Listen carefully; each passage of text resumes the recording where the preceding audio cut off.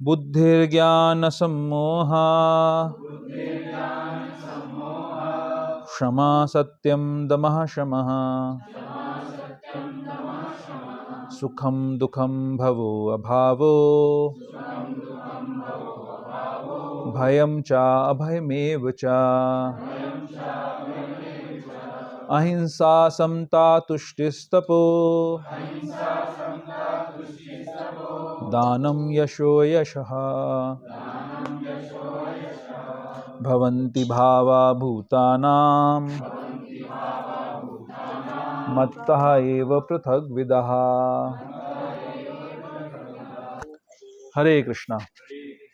तो बहुत सुंदर श्लोक है और जब मैंने पहली बार गीता अध्ययन करी थी उस टाइम से ही ये दिमाग में बैठा हुआ श्लोक है और बहुत बार कोट करने में आता है ना। इसमें करीब 17 क्वालिटीज़ भगवान विवरण कर रहे हैं, तो एक एक करके चर्चा करेंगे, तात्पर्य के साथ साथ में चर्चा करेंगे। इसलिए मैंने तात्पर्य पहले नहीं पढ़ा क्योंकि तात्पर्य में बहुत सारी चीज़ें प्रभुपाद जी बता रहे हैं हर क्वालिटी के लेकर, तो डिस्कस करेंगे यथाशक्ति यथामति। उससे पहले छोटी सी एक समरी गीता की हमेशा की तरह कि अर्जुन के हृदय में जो संशय हैं युद्ध भूमि पे अपने प्रियजनों को मारने को लेकर कि मैं ये युद्ध में इनको मार नहीं सकता, वो संशय भगवान के सामने अर्जुन प्रस्तुत करते हैं और भगवान से मार्गदर्शन मांगते हैं। बोलते हैं कि आप मेरा मार्गदर्शन करिए, मुझे कन्फ्यूजन है कि मुझे क्या करना चाहिए, मुझे पता नहीं है कि इनको मार के मेरा लाभ है या इनको बिना मार के मेरा लाभ है, मेरे लिए क्या सही है।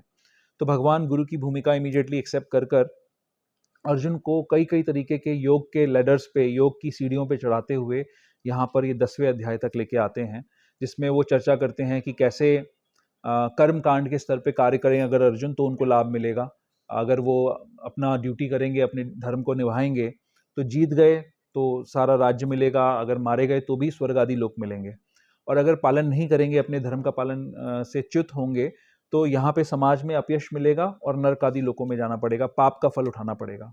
फिर उनको बुद्धि योग का संदेश समझाते हैं कि आपको अपनी ड्यूटी करनी चाहिए और रिजल्ट के बारे में चिंता नहीं करनी चाहिए क्योंकि रिजल्ट आपके हाथ में नहीं है, तो आप अपना ड्यूटी करिए और रिजल्ट को मेरी सेवा में, भगवान की सेवा में लगाइए। फिर कई तरीके के यज्ञों का वर्णन करते हैं, बताते हैं कि एक बीच में बात आती है कि अर्जुन पूछते हैं कि सब कुछ पता होते हुए भी हमसे गलती क्यों होती है, तो बताते हैं भगवान कि रजोगुण और तमोगुण के प्रभाव के अंदर आकर काम और क्रोध के कारण हमसे गलतियां हो जाती हैं। तो अगर हमारा ज्ञान ढका हुआ होता है, हम अज्ञान में होते हैं तो हमसे गलतियां होती हैं। तो फिर भगवान ज्ञान के बारे में बताना शुरू करते हैं कि ज्ञान कैसे प्राप्त होगा, और आज के श्लोक में भी बुद्धि, ज्ञान, इन सब चीज़ों की बात हो रही है। तो भगवान बताते हैं कि ज्ञान ये परंपरा से प्राप्त होता है। भगवान ने एक परंपरा शुरू करी थी, 12 करोड़ वर्ष पहले वेवस्वान को ज्ञान दिया था और वो परंपरा समय के साथ में नष्ट हो गई और अब वो दोबारा से ये ज्ञान अर्जुन को दे रहे हैं। भगवान बताते हैं इस चीज़ को कि अगर इस ज्ञान को कोई समझ जाता है तो वो जन्म मृत्यु के चक्कर से छूट जाता है, उसको संसार में दोबारा नहीं आना पड़ता है।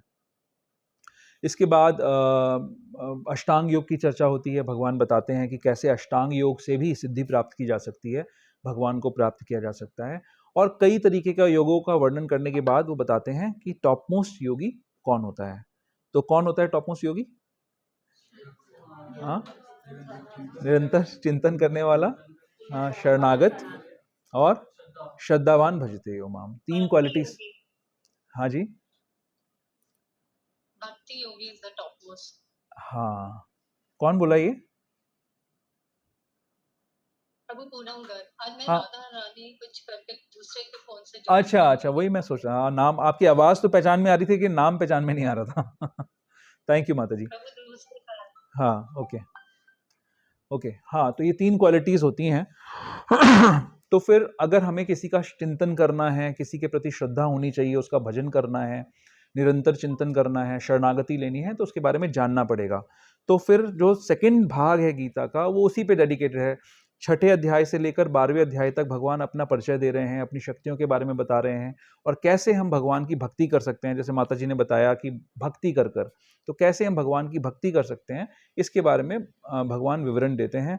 7वें अध्याय के अंदर बताते हैं अपनी शक्तियों के बारे में। 8वें अध्याय के अंदर बताते हैं कि भौतिक जगत में और आध्यात्मिक जगत में क्या फर्क है, और अंत समय पे जो हम चिंतन करते हैं हमें वही गंतव्य प्राप्त हो जाता है।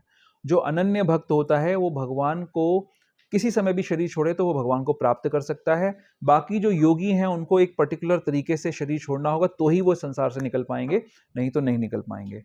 9वें अध्याय के अंदर भगवान बताते हैं कि वो अनन्य भक्त हम कैसे बन सकते हैं। फिर 10वां अध्याय आता है। 10वें अध्याय के अंदर 9th चैप्टर के अंदर जो लास्ट श्लोक है, जो गीता का एसेंस का एसेंस है ना, सार के सार का सार है। क्या है? मन मना भव मद भक्तो मध्याजी माम नमस्कुरु मामे वैश्यसी युक्त एवं आत्मानम मत परायणा। मतलब अपने मन को मेरे नित्य चिंतन में लगाओ, मेरे भक्त बनो, मुझे नमस्कार करो और मेरी ही पूजा करो। इस प्रकार मुझ में पूर्णतया तल्लीन होने पर तुम निश्चित रूप से मुझे प्राप्त होगे। इसके बाद 10वें चैप्टर के अंदर भगवान अपनी विभूतियों का वर्णन करेंगे, आने वाले श्लोकों में हम पढ़ेंगे। और इसी चैप्टर के अंदर जो 4 श्लोक, जो चतुर्श्लोकी गीता जिसको बोला जाता है, 10वें अध्याय के 8वें श्लोक से लेकर 11वें श्लोक तक की जो चतुर्श्लोकी गीता है, जो गीता का सीड है, वो आप पढ़ेंगे आने वाले समय में, कृष्णा विलिंग। तो अब हम आज की चर्चा पे आते हैं। इसमें हम तात्पर्य के साथ साथ में इस डिस्कशन को करेंगे। आज की चर्चा में भगवान सबसे पहले ये बता रहे हैं, ये सारी क्वालिटीज का जो विवरण कर रहे हैं, और इसमें साथ में ये भी समझाने का इसमें प्रयास है कि इन क्वालिटीज के माध्यम से हम भगवान को नहीं समझ सकते हैं। हमारी बुद्धि में भगवान नहीं आएंगे, हमारे ज्ञान से भगवान हमको नहीं पकड़ में आएंगे। अगर हम असम्मोहित हो भी जाएं तो भी हम भगवान को नहीं पकड़ पाएंगे। तो हम इस चीज को, इस एस्पेक्ट को समझने का प्रयास करेंगे। श्रीपाद विश्वनाथ चक्रवर्ती ठाकुर पाद बताते हैं कि ये जो सारी क्वालिटीज भी हैं, ये क्वालिटीज भी प्रकृति के गुणों के अंदर आती हैं, और भगवान गुणातीत हैं। तो इन क्वालिटीज से भी हम भगवान को नहीं समझ सकते हैं। तो अब हम यहाँ पर भगवान एक पॉइंट बोल रहे हैं, लास्ट लाइन जो है, भवंती भावा भूतानाम मत्तः एव पृथक विदा। जीवों के ये विविध गुण मेरे ही द्वारा उत्पन्न हैं। तो पहले हम ये समझेंगे कि गुण हैं क्या, ये क्या चीजें, किन की बात हो रही है, इनको कैसे समझा जाए, और ये कैसे हमें मिल सकते हैं ये गुण, और इनको हम कैसे भगवान को प्राप्त करने के लिए एक माध्यम बना सकते हैं। ठीक है, तो तात्पर्य पढ़ते हैं। तात्पर्य श्रील प्रभुपाद के द्वारा। श्रील प्रभुपाद की जय। जीवों के अच्छे या बुरे गुण कृष्ण द्वारा उत्पन्न हैं, और यहां पर उनका वर्णन किया गया है। बुद्धि का अर्थ है नीर क्षीर विवेक करने वाली शक्ति, और ज्ञान का अर्थ है आत्मा तथा पदार्थ को जान लेना। विश्वविद्यालय की शिक्षा से प्राप्त सामान्य ज्ञान मात्र पदार्थ से संबंधित होता है। यहाँ पर ज्ञान नहीं स्वीकार किया गया है, यहाँ इसे ज्ञान नहीं स्वीकार किया गया है। ज्ञान का अर्थ है आत्मा तथा भौतिक पदार्थ के अंतर को जानना। आधुनिक शिक्षा में आत्मा के विषय में कोई ज्ञान नहीं दिया जाता, केवल भौतिक तत्वों तथा शारीरिक आवश्यकताओं पर ध्यान दिया जाता है। फलस्वरूप शैक्षिक ज्ञान पूर्ण नहीं होता है। तो ज्ञान, सबसे पहले बुद्धि क्या है? इसमें शब्द यूज किया है नीर और शीर का डिफरेंस। एक्चुअली अगर आप इंग्लिश का तात्पर्य पढ़ेंगे तो उसमें ये शब्द यूज नहीं हो रहा है, तो समहाउ ट्रांसलेटर ने ये शब्द यूज किया है, बट ये एप्ट है, यहाँ पर ये यूज किया जा सकता है। नीर शीर का क्या पता है आप लोगों को? नीर शीर क्या होता है? जैसे जो हंस होता है, हंस के अंदर एक विशेष क्वालिटी होती है। किसी को पता है क्या क्वालिटी होती है? वो दूध और पानी को अलग कर सकता है। तो अगर उसके सामने पानी में मिला हुआ या दूध में मिला हुआ पानी या पानी में मिला हुआ दूध रखा जाए तो उसमें से वो दूध ग्रहण कर लेगा और पानी को छोड़ देगा। ये हंस की क्वालिटी होती है ना। तो बुद्धि का मतलब ये है कि नीर और शीर का विवेक, शीर यानी दूध और नीर यानी पानी, उन दोनों को डिफरेंस कर पाना, इसको कहते हैं बुद्धि। यानी कैसे, हमारे कॉन्टेक्स्ट में अब हम इसको कैसे समझेंगे? कृष्ण और माया के अंदर भेद कर पाना, ये हमारी बुद्धि का काम है। अधिकांश लोग, अगर आप किसी से भी संसार में जाके पूछेंगे, अगर वो पायस है तो वो ये बोलेगा कि जी मैं तो भगवान का सबसे उत्तम भक्त हूं। अभी बस मुझे पहचाना नहीं आपने, हम अभी कल बुक डिस्ट्रीब्यूशन में गए थे, हर आदमी हमको ये बोल रहा था कि मेरे को तो सब कुछ पता है, मैं भगवान का सबसे उत्तम भक्त हूं। लेकिन उनकी एक्टिविटीज को अगर आप देखेंगे, उनके कार्यों को देखेंगे, उनकी बातचीत को देखेंगे, है ना, उनके पहनावे उड़ावे को देखेंगे, तो आपको लगेगा कि नहीं, कुछ गड़बड़ तो है ना, ये भक्त नहीं है। तो वो व्यक्ति पूरी तरीके से कन्विंस्ड है कि वो जो कर रहा है वो भगवान के लिए कार्य कर रहा है और भगवान को अच्छी तरीके से जानता है, लेकिन वो माया का कार्य कर रहा है और वो माया को नहीं जानता, भगवान को भी नहीं जानता। तो ये बुद्धि का काम है कि हम माया और कृष्ण में भेद कर सकें, समझ सकें कि कृष्ण क्या है और माया क्या है, कौन सी एक्टिविटी कृष्ण के लिए है, कौन सी एक्टिविटी माया के लिए है। सारा का सारा खेल कॉन्शियसनेस का है कि नहीं है। जैसे ये सुंदर सा घर जो बना हुआ है, इसको अगर ये सोच के बनाया जाए, इस घर को और सुंदर बनाने का प्रयास किया जाए कि इसको मैं भोगूंगा, है ना, तो ये क्या हो गया, ये बंधन का कारण बन गया। हम अपने भोग के लिए चीजों को कर रहे हैं, ये माया हो गया। इसी सुंदर घर को और सुंदर बनाया जाए ये सोचकर कि ये भगवान का मंदिर है, इसको मैं और सुंदर बनाऊंगा भगवान की सेवा करने के लिए, तो वही एक्टिविटी क्या हो गई, कृष्ण हो गए, राइट, कृष्ण से संबंधित हो गई।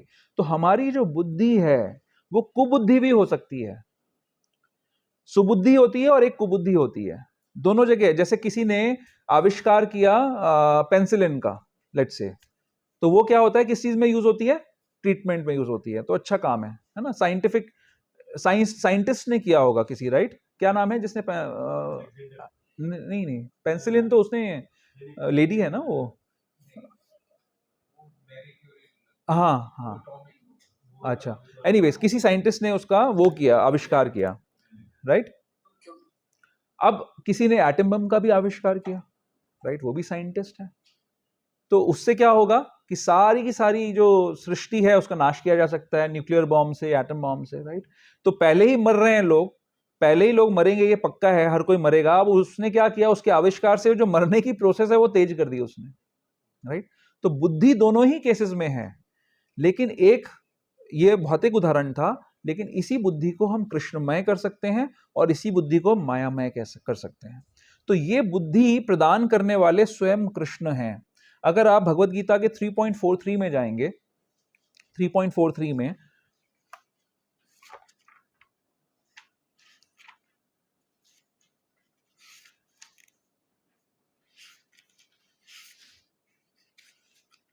क्या है,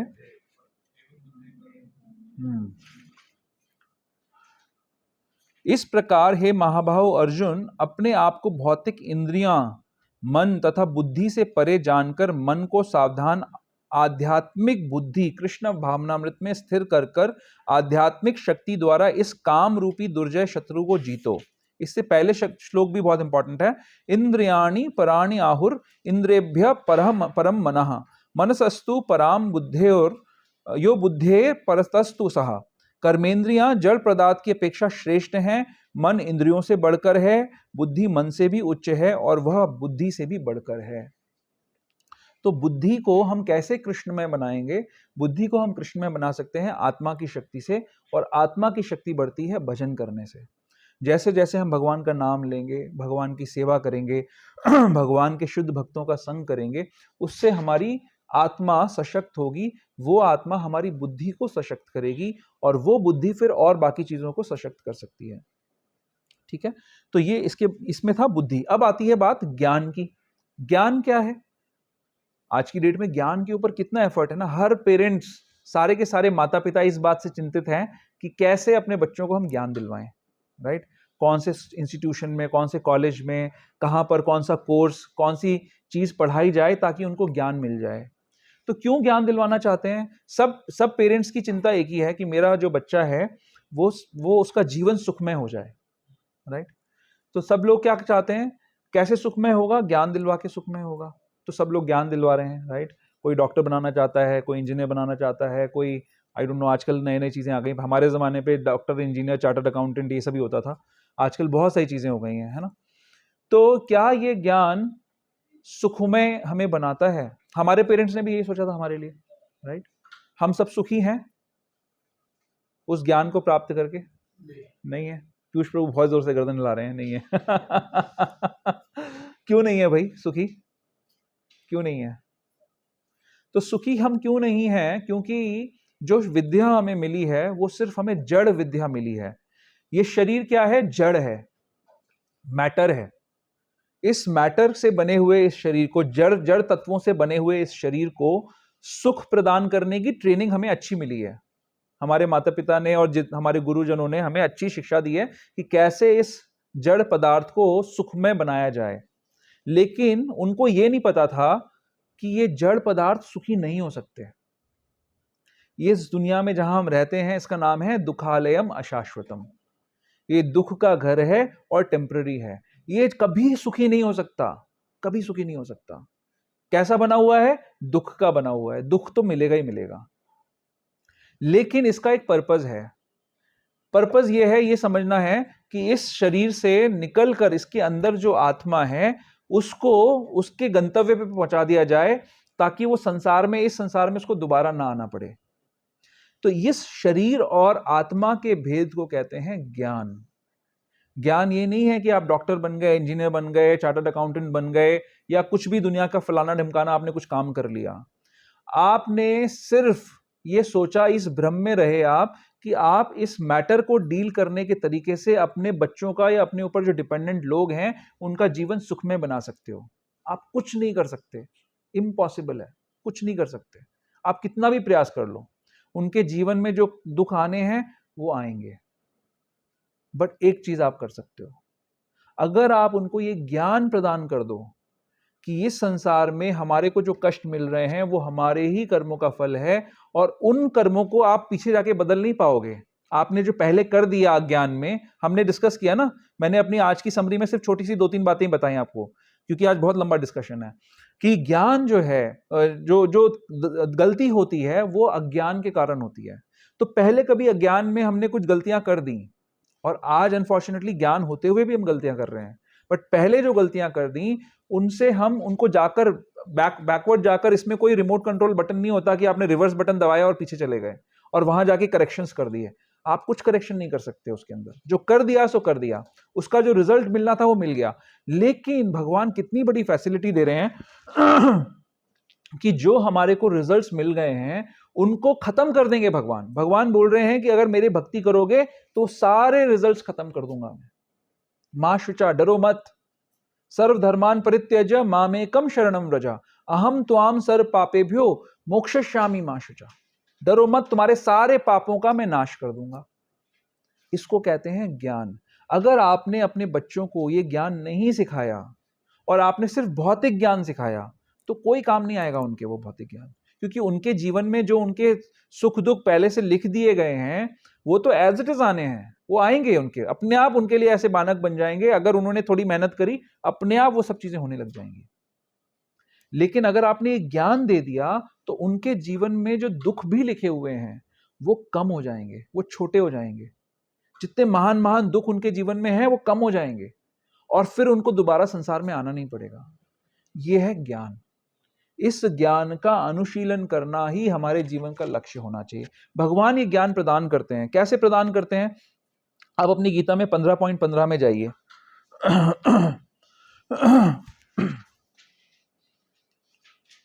है ना, क्या कह रहे हैं 15.15 में? मेरे बुकमार्क्स आज सब गड़बड़ हो गए। सर्वस्य चाहम हृदि सन्निविष्टो मत्तः स्मृतिर्ज्ञानम, ज्ञान मत्तः स्मृतिर्ज्ञानम अपोहनम च वेदैश्च सर्वैरहमेव वेद्यो वेदांत कृत वेद विदैव चाहम।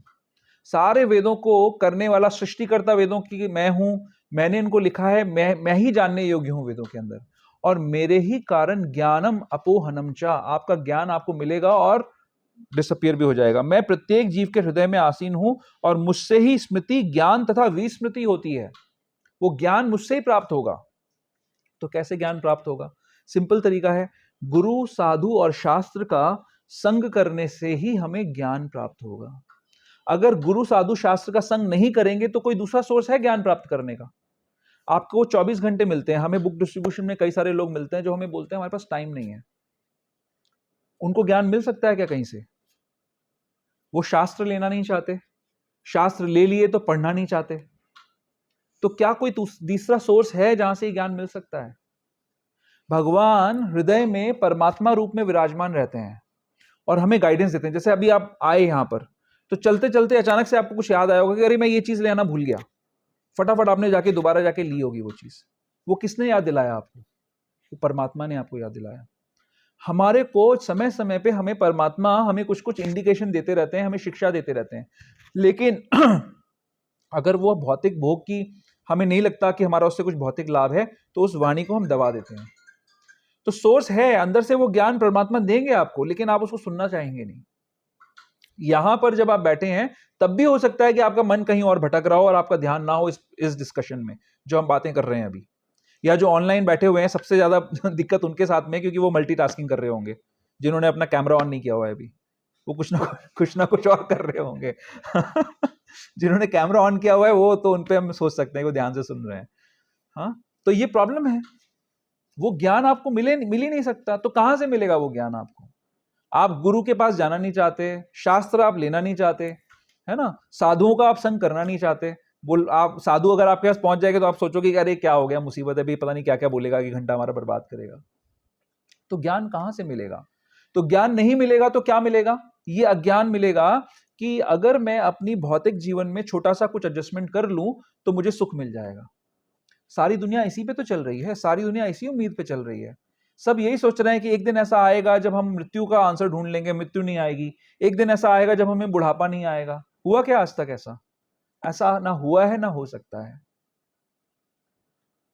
ऐसा कुछ सोल्यूशन ढूंढ लेंगे। आजकल आर्टिफिशियल इंटेलिजेंस का जमाना चल रहा है, तो लोग सोच रहे हैं, कुछ लोग सोच रहे हैं कि ये तो बड़ा अच्छा है, कुछ भी नहीं करना पड़ेगा, अब तो सुख मिल जाएगा। लेकिन कई सारे लोग ये समझ रहे हैं कि उससे कितना बड़ा दुख जीवन में आने वाला है कई सारे लोगों के। तो संसार का कोई भी एडजस्टमेंट आपको दुखालयम अशाश्वतम को सुखालयम शाश्वतम नहीं कर सकता। यही ज्ञान है, इस ज्ञान को समझना है हमको कि हम शरीर नहीं है, हम आत्मा है। ये डिफरेंस, ये जड़ और चेतन का जो डिफरेंस है, हम शरीर नहीं है, हम आत्मा है। तो आत्मा कहां से आया? वो आत्मा भगवान का अंश है, और उस भगवान की सेवा करना कैसे संभव होगा इस परिस्थिति में? ये ज्ञान है। और ये ज्ञान गुरु, साधु और शास्त्र के संग करने से हमें मिल सकता है। ठीक है, आगे पढ़ते हैं। असम्मोहा, असम्मोहा अर्थात संशय तथा मोह से मुक्ति तभी प्राप्त हो सकती है जब मनुष्य झिझकता नहीं और दिव्य दर्शन को समझता है। वह धीरे धीरे निश्चित रूप से मोह से मुक्त हो जाता है। हर बात को सतर्कता पूर्वक ग्रहण करना चाहिए। ध्यान से समझने वाली बात है, हर बात को सतर्कता पूर्वक ग्रहण करना चाहिए। आंख मूंद कर कुछ भी स्वीकार नहीं करना चाहिए। क्षमा का अभ्यास करना चाहिए। अच्छा, अब क्षमा पे आ गए। बुद्धिर ज्ञान असम्मोह क्षमा। ओके, तो असम्मोह तक की बात करते हैं। असम्मोह, हर बात को सतर्कता पूर्वक ग्रहण करना चाहिए। आंख मूंद कर कुछ भी स्वीकार नहीं करना चाहिए। यानी किन चीजों की बात हो रही है? प्रभुपाद क्या क्या बातें बता रहे हैं इसके अंदर। ब्लाइंड फेथ नहीं करना चाहिए हमको। कोई कुछ भी आके हमें बोलेगा भक्ति के नाम पर, हमें उसको स्वीकार नहीं करना है। इसीलिए पहले ही बता दिया कि गुरु, साधु, शास्त्र का के आधार पर किसी भी चीज को करना चाहिए। जब ये तीनों कुछ बोल रहे हैं, तीनों एक ही बात बोल रहे हैं, तो वो सही है। अगर कोई गुरु, सो कॉल्ड गुरु, आज की डेट में बहुत सारे गुरुज कुछ भी बोल रहे हैं, अगर कोई सो कॉल्ड गुरु हमें ये बोलने लग जाए जो हमें पता है कि शास्त्रोक्त नहीं है, और वो ये बोले कि जी आज की समय परिस्थिति के हिसाब से हमें ऐसे करना चाहिए, तो वो गुरु गुरु नहीं है। वो खुद भी गिरेगा और हमें भी गिराएगा। समझ जाओ कि ये ऐसा गुरु है जो परंपरा की वो कड़ी है जो नाश करेगी परंपरा का। परंपरा का नाश करने वाले बाहर से नहीं आते हैं, वो परंपरा के ही सो कॉल्ड गुरुज होते हैं जो परंपरा को तोड़ देते हैं। तो कृष्ण को कितना बड़ा उद्यम करना पड़ता है, उसके बाद स्वयं कृष्ण को आना पड़ता है उस परंपरा को रीसेट करने के लिए। तो हमें सेंटिमेंटल नहीं होना है। यहां पर ये बात बोल रहे हैं प्रभुपाद, हमें सेंटिमेंटल नहीं होना है। हर बात को सतर्कता पूर्वक ग्रहण करना चाहिए। अगर बात जो की जा रही है वो शास्त्रोक्त नहीं है, लॉजिक को भी डिफाई कर रही है, तो प्रश्न उठाना चाहिए। इसीलिए हमारी क्लासेस के एंड में प्रश्नोत्तर का सिस्टम होता है कि आप प्रश्न पूछ सकते हैं, अपनी बात को क्लैरिफाई कर सकते हैं। कोई भी बात जो बोली जा रही है वो क्लैरिफाई होनी चाहिए। अगर वो नहीं हुई है तो सीनियर अथॉरिटीज के पास जाओ, उसको क्लैरिफाई करो। लेकिन डाउट को कभी अपने हृदय में मत रखो। Doubt is like a demon, वो दैत्य के समान है जो हमारी भक्ति का नाश कर सकता है। इसलिए हमें सावधान रहना है, डाउट को कभी अपने हृदय में नहीं आने देना है। ओके, आप अपनी गीता में 7.27 में जाइए। बहुत सारी बातें भगवान आगे पीछे इसको कर चुके हैं, समझा चुके हैं। 7.27 में क्या कह रहे हैं कृष्ण? इच्छा द्वेष समुत्थेन द्वंद्व मोहेन भारता। हम किस चीज की बात कर रहे हैं? असम्मोह। सम्मोहन मतलब इल्यूजन, द्वंद। इच्छा द्वेष समुत्थेन, इन इच्छा से और द्वेष से द्वंद्व उत्पन्न होता है और उससे मोह उत्पन्न होता है। मोह की बात कर रहे हैं हम। हे भरतवंशी, हे शत्रु विजेता, समस्त जीव जन्म लेकर इच्छा तथा घृणा से उत्पन्न द्वंद्वों से मोहग्रस्त होकर मोह को प्राप्त होते हैं। हमारी डिजायर्स और हमारी जो द्वेष है, द्वेष का भाव है, द्वेष को क्या लिखा है इंग्लिश में? एक इंग्लिश की गीता मेरे को दे दो, आज मेरी गीता छूट गई है घर पे। हाँ, हेट। एक इंग्लिश की गीता मेरे को दे दीजिए।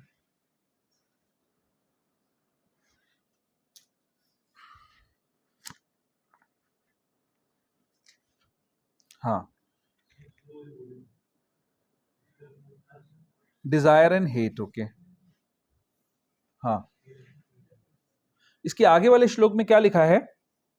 जिन मनुष्यों ने पूर्व जन्मों में तथा इस जन्म में पुण्य कर्म किए हैं और उनके पाप कर्मों का पूर्णतया उच्छेदन हो चुका है, वो मोह के द्वंद्वों से मुक्त हो जाते हैं और वे संकल्प पूर्वक मेरी सेवा में तत्पर होते हैं। कैसे मोह से दूर होंगे हम? जब हमारे संचित पाप कर्म खत्म हो गए, जब हमारे पूर्व जन्मों में तथा इस जन्म के पुण्य कर्म हमने किए होंगे, उनके आधार पर पाप कर्मों का फल रिड्यूस हो गया और मोह के द्वंद्व से मुक्त हो गए, तब जाकर हम सेवा में स्थित हो पाएंगे। तो जब डिल्यूजन, जब असम्मोहन है, उसका साइन क्या है? कि आप सेवा में तत्पर होने चाहिए। जब तक आप सेवा नहीं कर रहे हैं, सेवा में नहीं लगे हुए हैं, इसका मतलब आप मोह में हैं। ज्ञान सारा हो चुका है, ज्ञान मिल गया, पहली स्टेज में बुद्धि ज्ञान की बात हमने कर ली। असम्मोहन तभी बोला जाएगा जब आप सेवा कर रहे हैं। सेवा तभी कर पाएंगे जब आप सेवा कौन करता है? यहां पर कोई पेनल्टी तो है नहीं, यहां पर कोई सैलरी भी नहीं मिलती सेवा करने के लिए, राइट? ऑफिस में तो सेवा इसलिए करनी पड़ती है कि अगर काम नहीं करेंगे तो नौकरी से निकाले जाएंगे, राइट? या कहीं पे किसी किसी जगहों पे डर के वजह से करनी पड़ती है, या ना तो डर है ना सैलरी है। तो सेवा कौन करता है? सेवा वो करता है जो असम्मोहन में है। मोह क्या है? मोह यही तो है कि मैं शरीर हूं, मैं एंजॉयर हूं, ईश्वर अहम अहम भोगी, सिद्धो अहम बलवान सुखी। तो सारी सृष्टि, सारी दुनिया मेरी सेवा में तत्पर होनी चाहिए, सबको मेरी सेवा करनी चाहिए। जो सेवा करेगा वो कौन कौन सा व्यक्ति होगा? जो ये सोचेगा जीवेर स्वरूप हो कृष्णेर नित्य दास। मेरा जो स्वरूप है वो दास का स्वरूप है, मैं तो दास दास दासानुदास हूं। मुझे तो दासों के दासों के दासों की सेवा करनी है। कहां ढूंढूं मैं ऐसा दास जो दासों का दास हो? ऐसे दास की मुझे सेवा करनी है। जब ये हमारे मन में ये क्लैरिटी आ जाएगी, जब हम द्वंद्व से मुक्त हो जाएंगे, तब हम सेवा करेंगे। तो ये साइन है सेवा में लगना, यानी हम असम्मोह की स्थिति में हैं। ओके, फिर क्या है? बहुत कुछ है एक्चुअली इसके अंदर।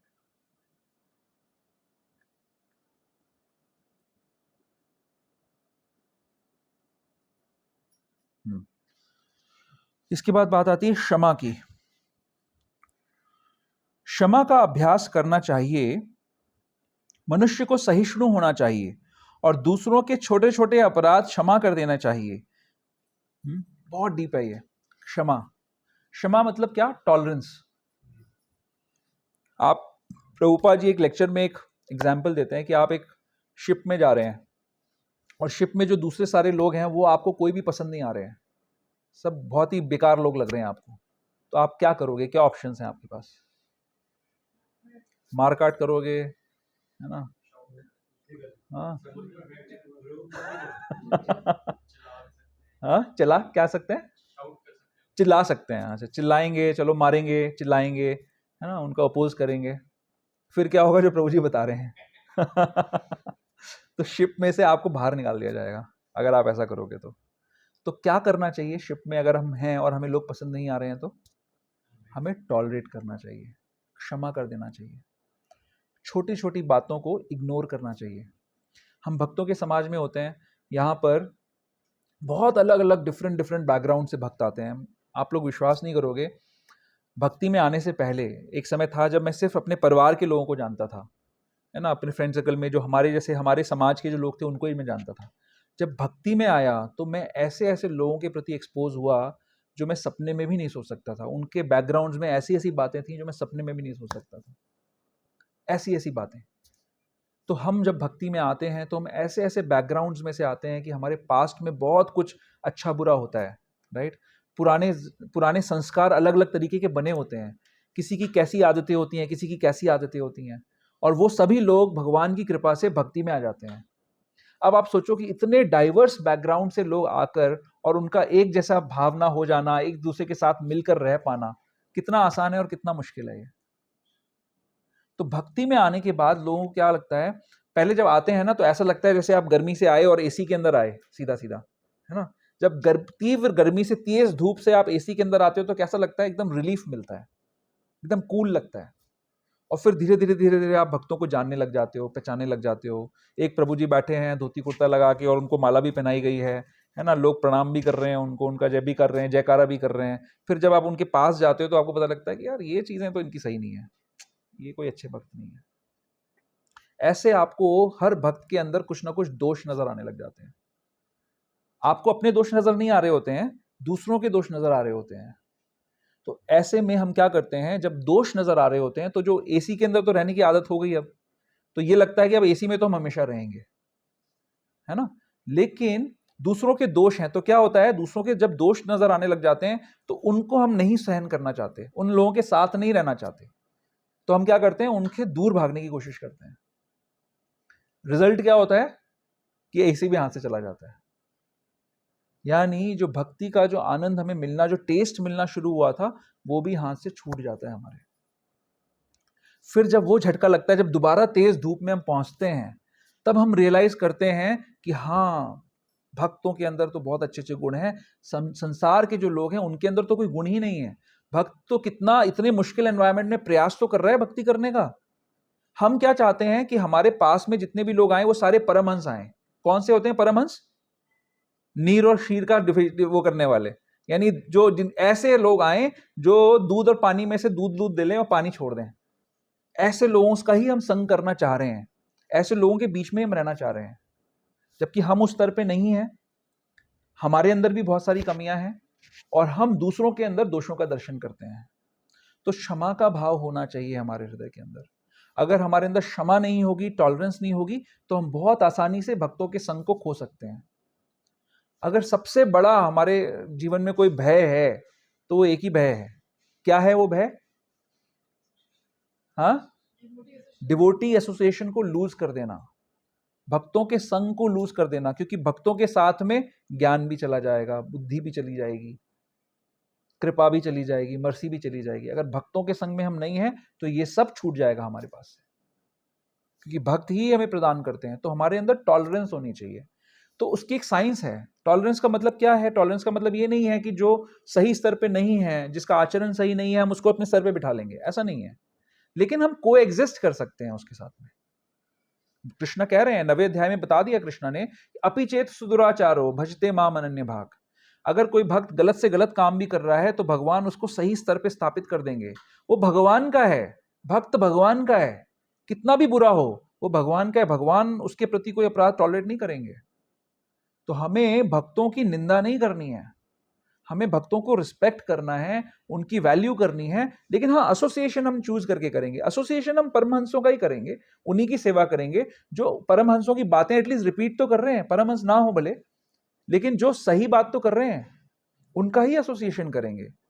लेकिन हम डिसरिस्पेक्ट किसी की नहीं करेंगे, टॉलरेट हम सबको करेंगे। हमें सबको टॉलरेट करना है। अगर हम हर समय सिर्फ निंदा स्तुति कर रहे हैं लोगों की, तो हमारी भक्ति बहुत बड़े खतरे में है, बहुत आसानी से हाथ से निकल सकती है।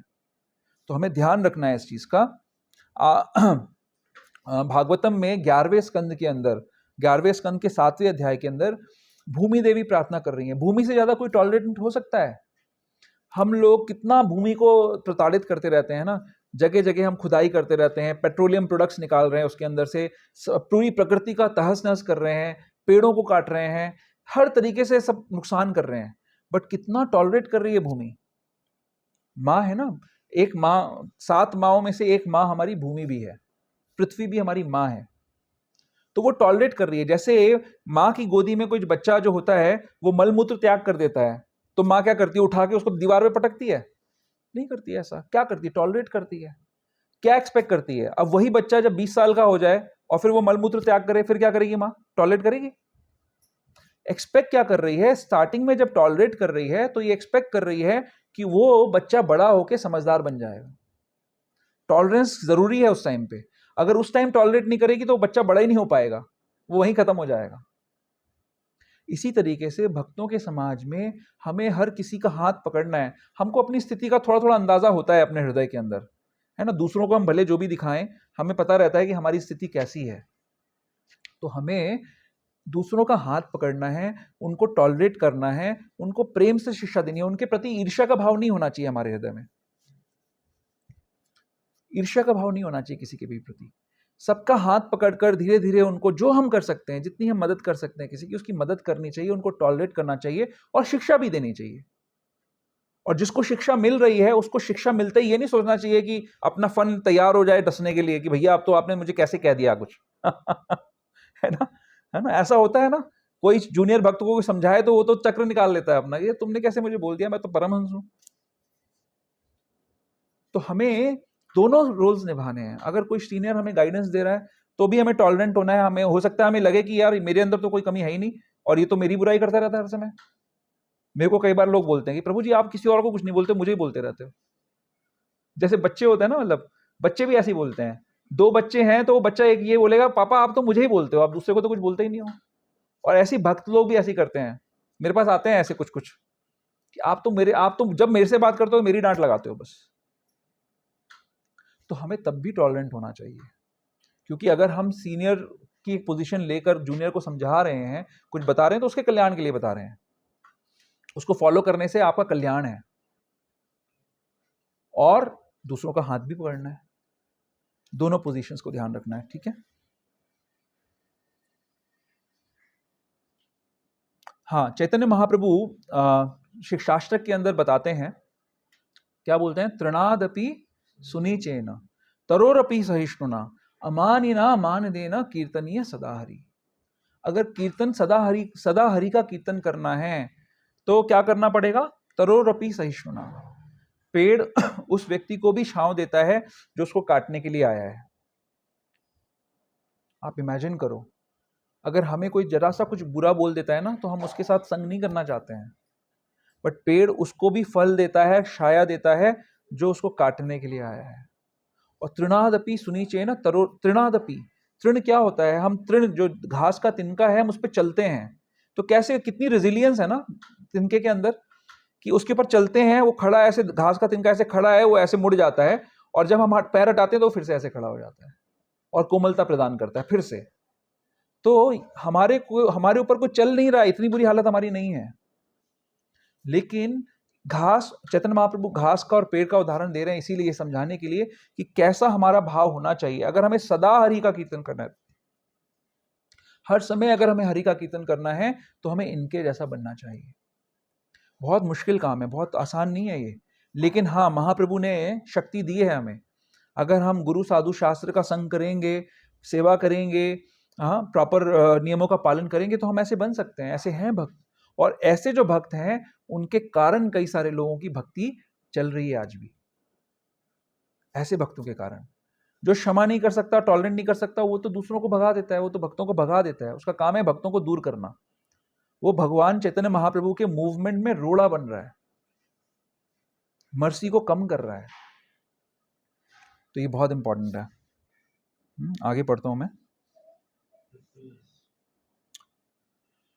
हाँ, सत्यम का अर्थ है कि तथ्यों को सही रूप से में अन्यों के लाभ के लिए प्रस्तुत किया जाए।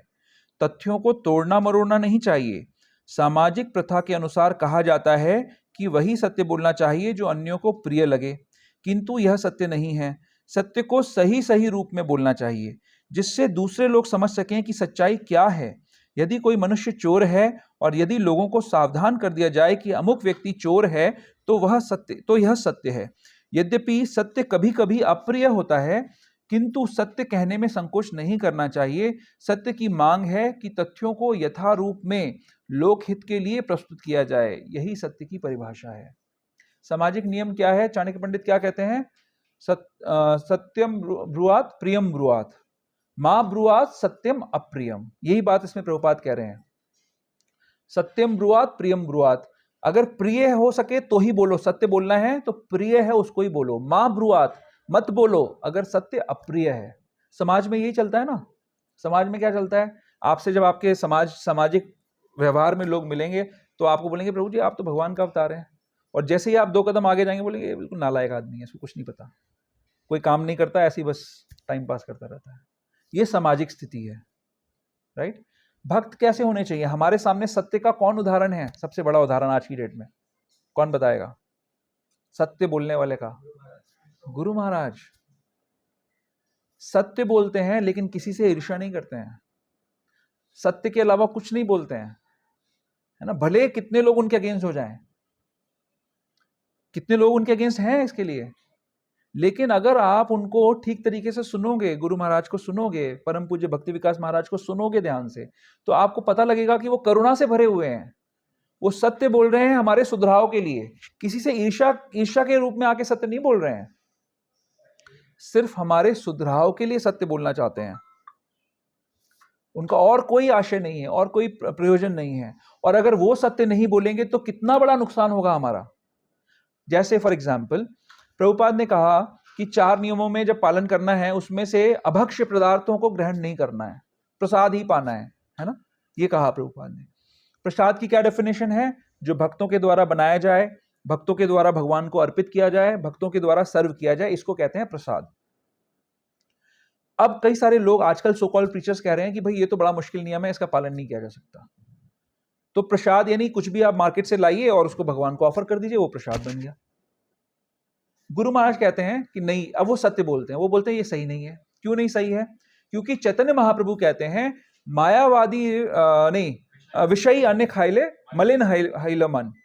अगर विषयी अन्न खाएंगे, जो विषयी व्यक्तियों के द्वारा बनाया हुआ अन्न खाओगे तो आपका मन मलिन हो जाएगा। अगर मन मलिन हो जाएगा तो क्या होगा? आपके सारी की सारी जो एक्टिविटीज हैं, मन क्या करता है? इंद्रियों को आदेश देता है। तो मन मलिन है तो इंद्रियां गलत कामों में लग जाएंगी। तो इसीलिए विषयी अन्न नहीं खाना चाहिए। क्यों? क्या प्रयास है हमारा यहाँ पर? 16 माला 4 नियमों का पालन हम क्यों कर रहे हैं? भगवत प्राप्ति के लिए कर रहे हैं। अगर कोई इस इल्यूजन में है कि मैं बाहर से लाई हुई चीजों का भोजन कर कर मैं भगवान को प्राप्त कर लूंगा, तो संभव नहीं है, क्योंकि आपका मन मलिन हो जाएगा। अगर कोई कैंसर का पेशेंट है और उसको कीमोथेरेपी की जरूरत है और उसको कोई व्यक्ति बोलता है जी नहीं आप ये कैंडी खा लीजिए, कैंडी बार खा लीजिए, उससे आप सही हो जाएंगे, तो वो अपराध कर रहा है उस कैंसर के पेशेंट के प्रति। उसका जो इलाज है वो अगर उसको नहीं मिलेगा तो मर जाएगा। इसी प्रकार हमारी जो दैहिक स्थिति है, हमारी जो इस समय स्थिति है जिसमें कि हम विषयों में ग्रस्त हैं, तो हमारे इलाज के लिए हमें प्रसाद पाना पड़ेगा। और अगर प्रसाद के नाम पे हमको जो प्रसाद नहीं है वो दिया जाएगा तो हमारा नाश हो जाएगा हमारी भक्ति का। जो सबसे बड़ा भय है वो क्या है? कि मनुष्य जीवन निकल जाएगा हाथ से और भक्तों का संग निकल जाएगा हाथ से। तो इस मनुष्य जीवन में अगर हमने प्रसाद ना पाकर कुछ और पाया, उसकी वजह से हमारी भक्ति का नाश हो जाएगा। इसीलिए सत्य बहुत आवश्यक है। अगर हम सत्य का सहारा नहीं लेंगे, हमें उनको अप्रिशिएट करना चाहिए जो सत्य बोलना जानते हैं, जिनके अंदर ताकत है सत्य बोलने की, बड़ी पावर चाहिए सत्य बोलने के लिए। हर कोई नहीं बोल सकता, क्योंकि जब सत्य बोलेंगे तो कई सारे लोगों को बुरा लगेगा और वो आपके एंटी हो जाएंगे, आपके दुश्मन बन जाएंगे। तो परम पूज्य भक्ति विकास स्वामी महाराज हम पे कितनी कृपा कर रहे हैं कि वो सत्य बोल रहे हैं। एटलीस्ट उन्होंने हमें बता दिया कि सही गंतव्य क्या है, एस्पिरेशन क्या होनी चाहिए आपकी। उस हम सबको अंदाजा है, जितने उनके शिष्य हैं, फॉलोअर्स हैं, उनको पता है कि उनका स्तर कहां पर है और उनको कहां पहुंचना है। तो एटलीस्ट उम्मीद है कि हम पहुंचेंगे कभी वहां पर। वो हमें प्रलोभन नहीं दे रहे, धोखा नहीं दे रहे कि आप लोग तो बहुत परम भक्त बन गए हो, आप बहुत अच्छे हो, जो कुछ आप कर रहे हो वो सब कुछ सही है। नहीं, मैं एक आप लोगों को किस्सा बताना चाहता हूं जो मैंने सामने गुरु महाराज के सामने देखा था। शायद कुछ लोगों को मैंने बताया भी है। ये बात होगी करीब 2004 की या 5 की। ईस्ट दिल्ली में केशवानंद प्रभु के सेंटर पे गुरु महाराज आए हुए थे और मैं और मेरे पिताजी उस समय उनके दर्शन करने के लिए गए वहां पर। तो वहां पर एक डिवोटी केशवानंद प्रभु ने के प्रचार से प्रभावित होकर एक फैमिली पूरे वाइट क्लोथ्स में, जैसे वाइट कलर की लुंगी होती है और वो कुर्ता पहनकर एक पूरी फैमिली आई वहां पर। और वो लोग बड़े बड़े प्रिंट आउट्स लेके आए थे गुरु महाराज को दिखाने के लिए। वो लोग एक बहुत बड़ा प्रिंटिंग कंपनी चलाते थे वो लोग। तो वो गुरु महाराज के सामने आए और उन्होंने वो सैंपल के तौर पर, आइडिया ये था, केशवानंद प्रभु इसलिए मिला रहे थे उनको गुरु महाराज से कि आने वाले समय में गुरु महाराज की बुक्स को प्रिंट करने में ये लोग सहायता कर सकते हैं, इनकी प्रिंटिंग प्रेस है, तो उनको मिलवाने लाए। तो गुरु महाराज आप सबको जानते हैं कि गुरु महाराज कितनी बुक्स लिख रहे हैं, और अगर कोई व्यक्ति उनकी प्रिंटिंग में हेल्प करेगा तो उनके लिए सबसे बड़ी हेल्प है एक तरीके से, राइट। करोड़ों रुपए की बुक्स छपती हैं और उसमें वो कोई अगर हेल्प करेगा तो सबसे बड़ी हेल्प है। इस बैकग्राउंड के साथ अब इस चीज को समझने का प्रयास करिए कि वो फैमिली आई और वहां पर उन्होंने सैंपल के लिए कुछ वो प्रिंट आउट्स लेके आए थे और उन्होंने दिखाया, तो उन्होंने प्रिंट आउट खोला, पूरा बड़ा साइज का था, और उस पर किसकी फोटो थी? उस पर आसाराम बापू की फोटो थी। हाँ, बड़ी सी फोटो आसाराम बापू की थी, और नीचे कुछ कैलेंडर टाइप का था, उन्होंने प्रिंट किया था, प्रिंटिंग क्वालिटी दिखाने लाए थे। तो गुरु महाराज ने उसको देखते ही उनको बोला कि यहाँ पे कृष्ण कहाँ है? Where is Krishna in this picture? Is he Krishna? क्या ये कृष्ण है? ये कौन है, जो व्यक्ति है ये? तो इसमें कृष्ण क्यों नहीं है? और फिर 15-20 मिनट तक का बहुत जबरदस्त गुरु महाराज ने उनको टीचिंग्स दिए, और उन लोगों की तो मतलब सांस भी अंदर बाहर नहीं हो रही थी। उनको समझ नहीं आ रहा था कि उनको लग रहा था कि अगर धरती फट जाए तो हम अंदर धरती के अंदर चले जाएं। मैं था वहां पर जब गुरु महाराज, अभी आप लोगों को कृपा मिली नहीं है, मिलेगी कभी ना कभी, जब गुरु महाराज बताते हैं ना सिद्धांतों को प्रॉपर तरीके से, तो फिर लगता है कि हाँ, मतलब, तो वो लोग सारे के सारे, उनकी ना तो सांस अंदर बाहर हो, वो स्थिर हो गए, मूर्तिमान हो गए उस समय वहां पर। अब गुरु महाराज ने उस समय ये नहीं सोचा कि चलो जी, अगर ये 4 लोग आए हैं और ये तो सैंपल के लिए लाए हैं, ये थोड़ी कह रहे हैं कि हम आपकी बुक्स में आसाराम जी की फोटो छापेंगे, वो तो सिर्फ सैंपल दिखाने लाए हैं। लेकिन गुरु महाराज ने उनको ये शिक्षा दी कि भगवान कौन है, और जो भगवान का सही भक्त है वो कैसा होता है। उन्होंने बोला कि उन्होंने बोला कि प्रभुपाद जी की फोटो देखिए, आप जाइए इस्कॉन के मंदिरों में और वहां देखिए कि वहां पे किसका नाम लिखा रहता है, वहां पे कृष्ण की पोजीशन क्या है, प्रभुपाद की पोजीशन क्या है। तो गुरु का काम होता है बताना कि कौन भगवान है और कौन भगवान का दास है। अगर गुरु अपने आप को भगवान की पोजीशन पे रख के अपने आप की पूजा करा रहा है तो वो अपराध कर रहा है। गुरु भी भगवान है, वो सेवक भगवान है, और भगवान सेव्य भगवान है। ये चीज डिफरेंशिएशन क्रिएट करना, ये समझाना, ये गुरु का काम है। और गुरु अगर ऐसा नहीं समझा रहा तो वो चीटिंग कर रहा है। इन शब्दों में, इससे भी हैवी शब्दों में गुरु महाराज ने उन लोगों को सिखाया, समझाया, जो कि आसाराम बापू के सो कॉल्ड भक्त थे। तो ये है सत्य का एग्जाम्पल। जो निष्किंचन है, जिसको संसार से कुछ नहीं चाहिए, वो ऐसे कर सकता है। जिसको अपना लाभ देखना है हर समय, वो ऐसा नहीं कर पाएगा। ये सत्य का एग्जाम्पल है।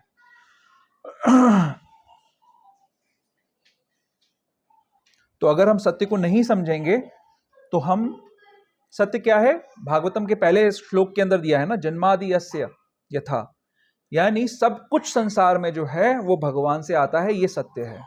हम भगवान के नित्य दास हैं, ये सत्य है। हम भगवान के अंश हैं, ये सत्य है। दास होने के नाते दासत्व हमारा कर्तव्य है, ये सत्य है। इस सत्य को बोलना, इस सत्य का प्रचार करना, इस सत्य को समझना, समझाना, यही हमें फॉलो करना है। अगर हम इसको नहीं समझेंगे इस सत्य को, तो हम क्या करेंगे? हम माया के दास बन जाएंगे। हमको किसी ना किसी का दास बनना पड़ेगा। या तो हम माया का दास बनेंगे या हम कृष्ण का दास बनेंगे। तो हमें इन दोनों में से किसी को चूज करना पड़ेगा। अगर कोई व्यक्ति हमें सत्य नहीं बता रहा, हमारे जो गाइड्स हैं वो हमें सत्य नहीं बता रहे, तो हम माया के दास बन जाएंगे। तो इसलिए हमें ऐसा गाइड चुनना है जो सत्य बताए, और उस सत्य का पालन कर कर हम अपने गंतव्य तक पहुंच सकें। ठीक है, ओके। इसके आगे भी तो 4 हुई हैं। दमह का अर्थ है कि इंद्रियों को व्यर्थ के विषय भोगों में ना लगाया जाए। इंद्रियों की समुचित आवश्यकताओं की पूर्ति का निषेध नहीं है, किंतु अनावश्यक इंद्रिय भोग आध्यात्मिक उन्नति में बाधक है। फलतः इंद्रियों में के अनावश्यक उपयोग पर नियंत्रण रखना चाहिए। हाँ, नियंत्रण रखना चाहिए।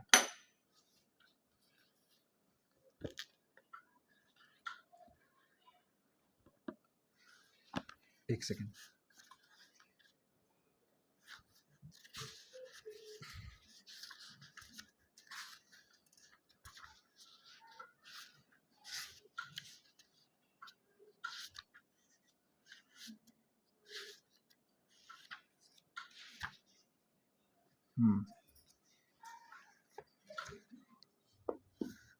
तो इंद्रियों का क्या पर्पस है? जीव ने इच्छा करी कि वो भगवान की तरह भोगना चाहता है। जब भगवान के धाम में होते हैं तो दिव्य इंद्रियां होती हैं जिससे हम भगवान के भोग में सहयोग कर सकते हैं। बट जीव चाहता है कि उन इंद्रियों को वो स्वयं भोगे, इसलिए संसार में आया, राइट? तो दमह का मतलब क्या है? जब हम भक्ति की प्रोसेस में आ गए, उसके बाद हमें पता लग गया कि हम लोग इंजॉयर नहीं हैं, हमें कंट्रोल करना चाहिए, तो अपनी इंद्रियों को कंट्रोल करने का नाम है दमह। कलयुग के अंदर एक विशेष क्वालिटी है, जैसे किसी और युग में अगर आप किसी का बुरा सोचेंगे तो उसका भी पापफल मिल जाएगा आपको, है ना? आपने सोचा कि इसको मैं एक थप्पड़ लगाऊंगा गाल पे, तो आपने लगाया कि नहीं लगाया, लेकिन आपका अकाउंट में वो हो गया, डेबिट हो गया ऑलरेडी पहले युगों में। कलयुग में जब तक आप थप्पड़ लगाओगे नहीं तब तक आपको दोबारा थप्पड़ मिलेगा नहीं, है ना? सोचने से थप्पड़ नहीं पड़ेगा आपके गाल पे। तो ये इंद्रियों को अगर हम कंट्रोल कर लेंगे तो हम कई सारे बंधनों से बच सकते हैं। तो इंद्रियों का उपयोग क्या करना चाहिए? रूप गोस्वामी बताते हैं, सर्वोपाधि विनिर्मुक्तम तत्परत्वेन निर्मलम ऋषिकेश सेवनम भक्तिर उच्यते। ऋषिक मते इंद्रियां, इन इंद्रियों को किसकी सेवा में? ऋषिक किसकी होती है? इंद्रियां किसकी हैं? ऋषिकेश की। भगवान का एक नाम है ऋषिकेश। तो ऋषिक का ईश भगवान, उसकी सेवा में हमारे को अपनी ऋषिक इंद्रियों को लगाना चाहिए। वो कब लगा पाओगे? सर्वोपाधि विनिर्मुक्तम। अपने जो डेजिग्नेशंस हैं, जैसे मान लीजिए अभी विवेक प्रभु एक इतनी बड़ी कंपनी के हेड होते हुए वहां पर बुक डिस्ट्रीब्यूशन करने खड़े हो जाते हैं। अब हम कभी कभी किसी को बता देते हैं कि देखो जी ये उस कंपनी के सीईओ हैं, तो आदमी सोचने लग जाता है, चक्कर खा जाता है, अरे ये यहाँ पर खड़े होके क्या कर रहे हैं, यहाँ पर ये बुक डिस्ट्रीब्यूशन क्यों कर रहे हैं? बट अगर ये ऐसा सोचें कि मैं क्यों जाऊंगा बुक डिस्ट्रीब्यूशन करने के लिए, मेरे संपर्क में ऐसे भक्त भी हैं, बाय द वे, ऐसे कुछ और सीईओज हैं जो ऐसा सोचते हैं कि मैं बुक डिस्ट्रीब्यूशन, मैं कैसे बैगर बनूंगा वहां पर जाकर करने के लिए। तो ये क्या है? सर्वोपाधि विनिर्मुक्तम। वो डॉक्टर साहब जाकर, हम बताते हैं, मैं कईयों को ये 2-3 नाम मैं थ्रो करता हूँ कि देखो जी हमारे साथ डॉक्टर खड़े हुए हैं, ये मेडिकल डॉक्टर हैं। तो जब मैं बोलता हूँ डॉक्टर हैं, डॉक्टर खड़े हुए हैं, तो बोलते हैं मेडिकल डॉक्टर हैं। लोग सोचते हैं कि वो पीएचडी वाला डॉक्टर होगा, तो बोलते हैं हाँ नहीं, मेडिकल डॉक्टर हैं ये, मेडिकल डेंटिस्ट हैं ये। तो लोगों को लगता है कि ये लोग यहाँ पे कैसे खड़े हुए हैं, ये कैसे कर रहे हैं यहाँ पे बुक डिस्ट्रीब्यूशन, इतनी बड़ी बड़ी कंपनियों में काम करने वाले इतने इंटेलिजेंट लोग कैसे कर रहे हैं? तो इसको कहते हैं सर्वोपाधि विनिर्मुक्तम। अगर हम अपनी उपाधियों के अंदर फंस जाएंगे तो हम सेवा नहीं कर पाएंगे। ऐसा स्वाभाविक है, हो सकता है कुछ लोग ऐसे सोचते हैं कि जी मैं तो इतने बड़े ओहदे पे हूँ और मैं इतना बड़ा एजुकेटेड पर्सन हूँ, मैं कैसे जाकर लोगों के सामने उनको बोलूंगा, रिक्वेस्ट करूंगा बुक डिस्ट्रीब्यूशन करने के लिए। तो अगर इन उपाधियों से, इन डिजायर्स से हमारा हृदय का मार्जन हो जाए, हम निर्मल हो जाएं। हाँ, एक रह गया, ये भी तो सीएफओ है ना कंपनी के, सीए साहब। तो ये लोग के डेजिग्नेशन जब हम बताते हैं तो लोग आ जाते हैं इस बात में कि हाँ अच्छा, इतने बड़े बड़े लोग डिस्ट्रीब्यूशन कर रहे हैं तो कुछ बात तो होगी, बुक ले लेते हैं, इस बहाने से हमारा काम हो जाता है इनके नाम लेने से। तो ये अगर हमारी उपाधियों में हम फंस गए, कभी भी किसी भी समय में, कोई व्यक्ति बहुत रिच है, वो सोच रहा है कि जी मैं तो इतने पैसे वाला हूं, मेरे घर पे नौकर काम करते हैं, मैं कैसे यहाँ पे आके काम करूंगा, तो आपकी सेवा नहीं हो पाएगी। तो हमें अपनी इंद्रियों को सेवा में लगाना है, भगवान की सेवा में लगाना है, ये सोचकर कि हम भगवान के दास हैं, ये इंद्रियां भी हमारी भगवान की ही हैं, ये भगवान की सेवा में ही लगनी चाहिए। इसके बाद अब इन इंद्रियों को हम कैसे कंट्रोल कर सकते हैं?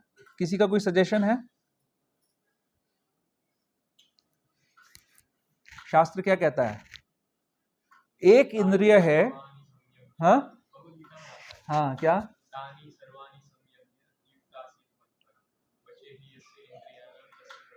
हाँ, क्या? सेवा में लगाना है। लेकिन क्या एक इंद्रिय ऐसी है जिसको अगर हम भगवान की सेवा में लगाएं तो सारी इंद्रियां भगवान की सेवा में लग सकती हैं? सेवन मुखे ही जीवादो अतः श्री कृष्ण नामादि न भवेद ग्राह्यम इंद्रिया सेवोन मुखे ही जीवादो स्वयं एवं स्फुर्ति अदा।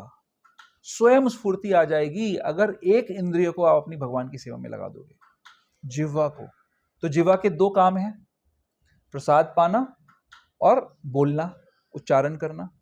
तो अगर जिह्वा को आप सिर्फ प्रसाद पवाओगे, सुंदर भगवान को ऑफर्ड प्रसाद, भगवान के द्वारा पाया हुआ प्रसाद अगर आप ऑफर करोगे और हरिनाम करोगे, चाहे देखो ताहे कहो कृष्ण उपदेश, जिसको देखोगे जिसको मिलोगे, कीर्तन करोगे भगवान का संदेश दोगे उसको, तो सारी इंद्रियां कंट्रोल में आ जाएंगी।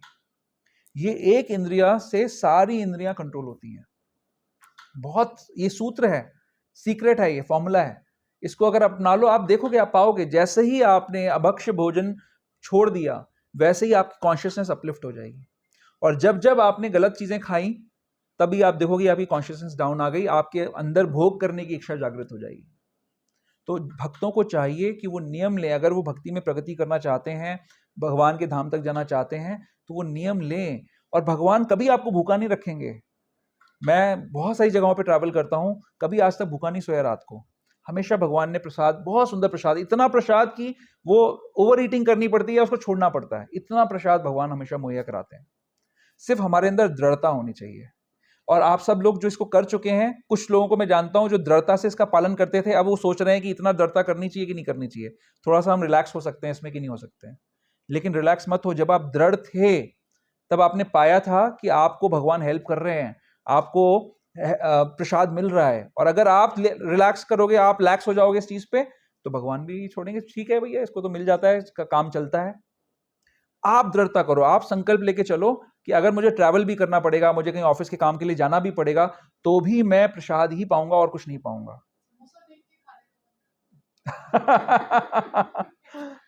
समोसा देख के और बहुत सारी चीजें देख के खाने का मन करता है। हाँ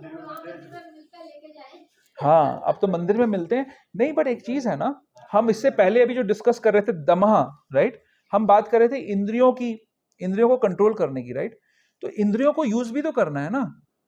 आप खुद बनाओ ना। प्रभुपाद जी जब 70 वर्ष की आयु में भक्तों के लिए, जिनको वो जानते भी नहीं है, उनके लिए समोसा, कचौड़ी और वो क्या गुलाब जामुन और सब कुछ बना के उनको खिला रहे हैं, जिनसे उनको कुछ एक्सपेक्टेशन नहीं है। बाय द वे, वो जब जाएंगे तो क्लीनिंग भी प्रभुपाद ने करनी है।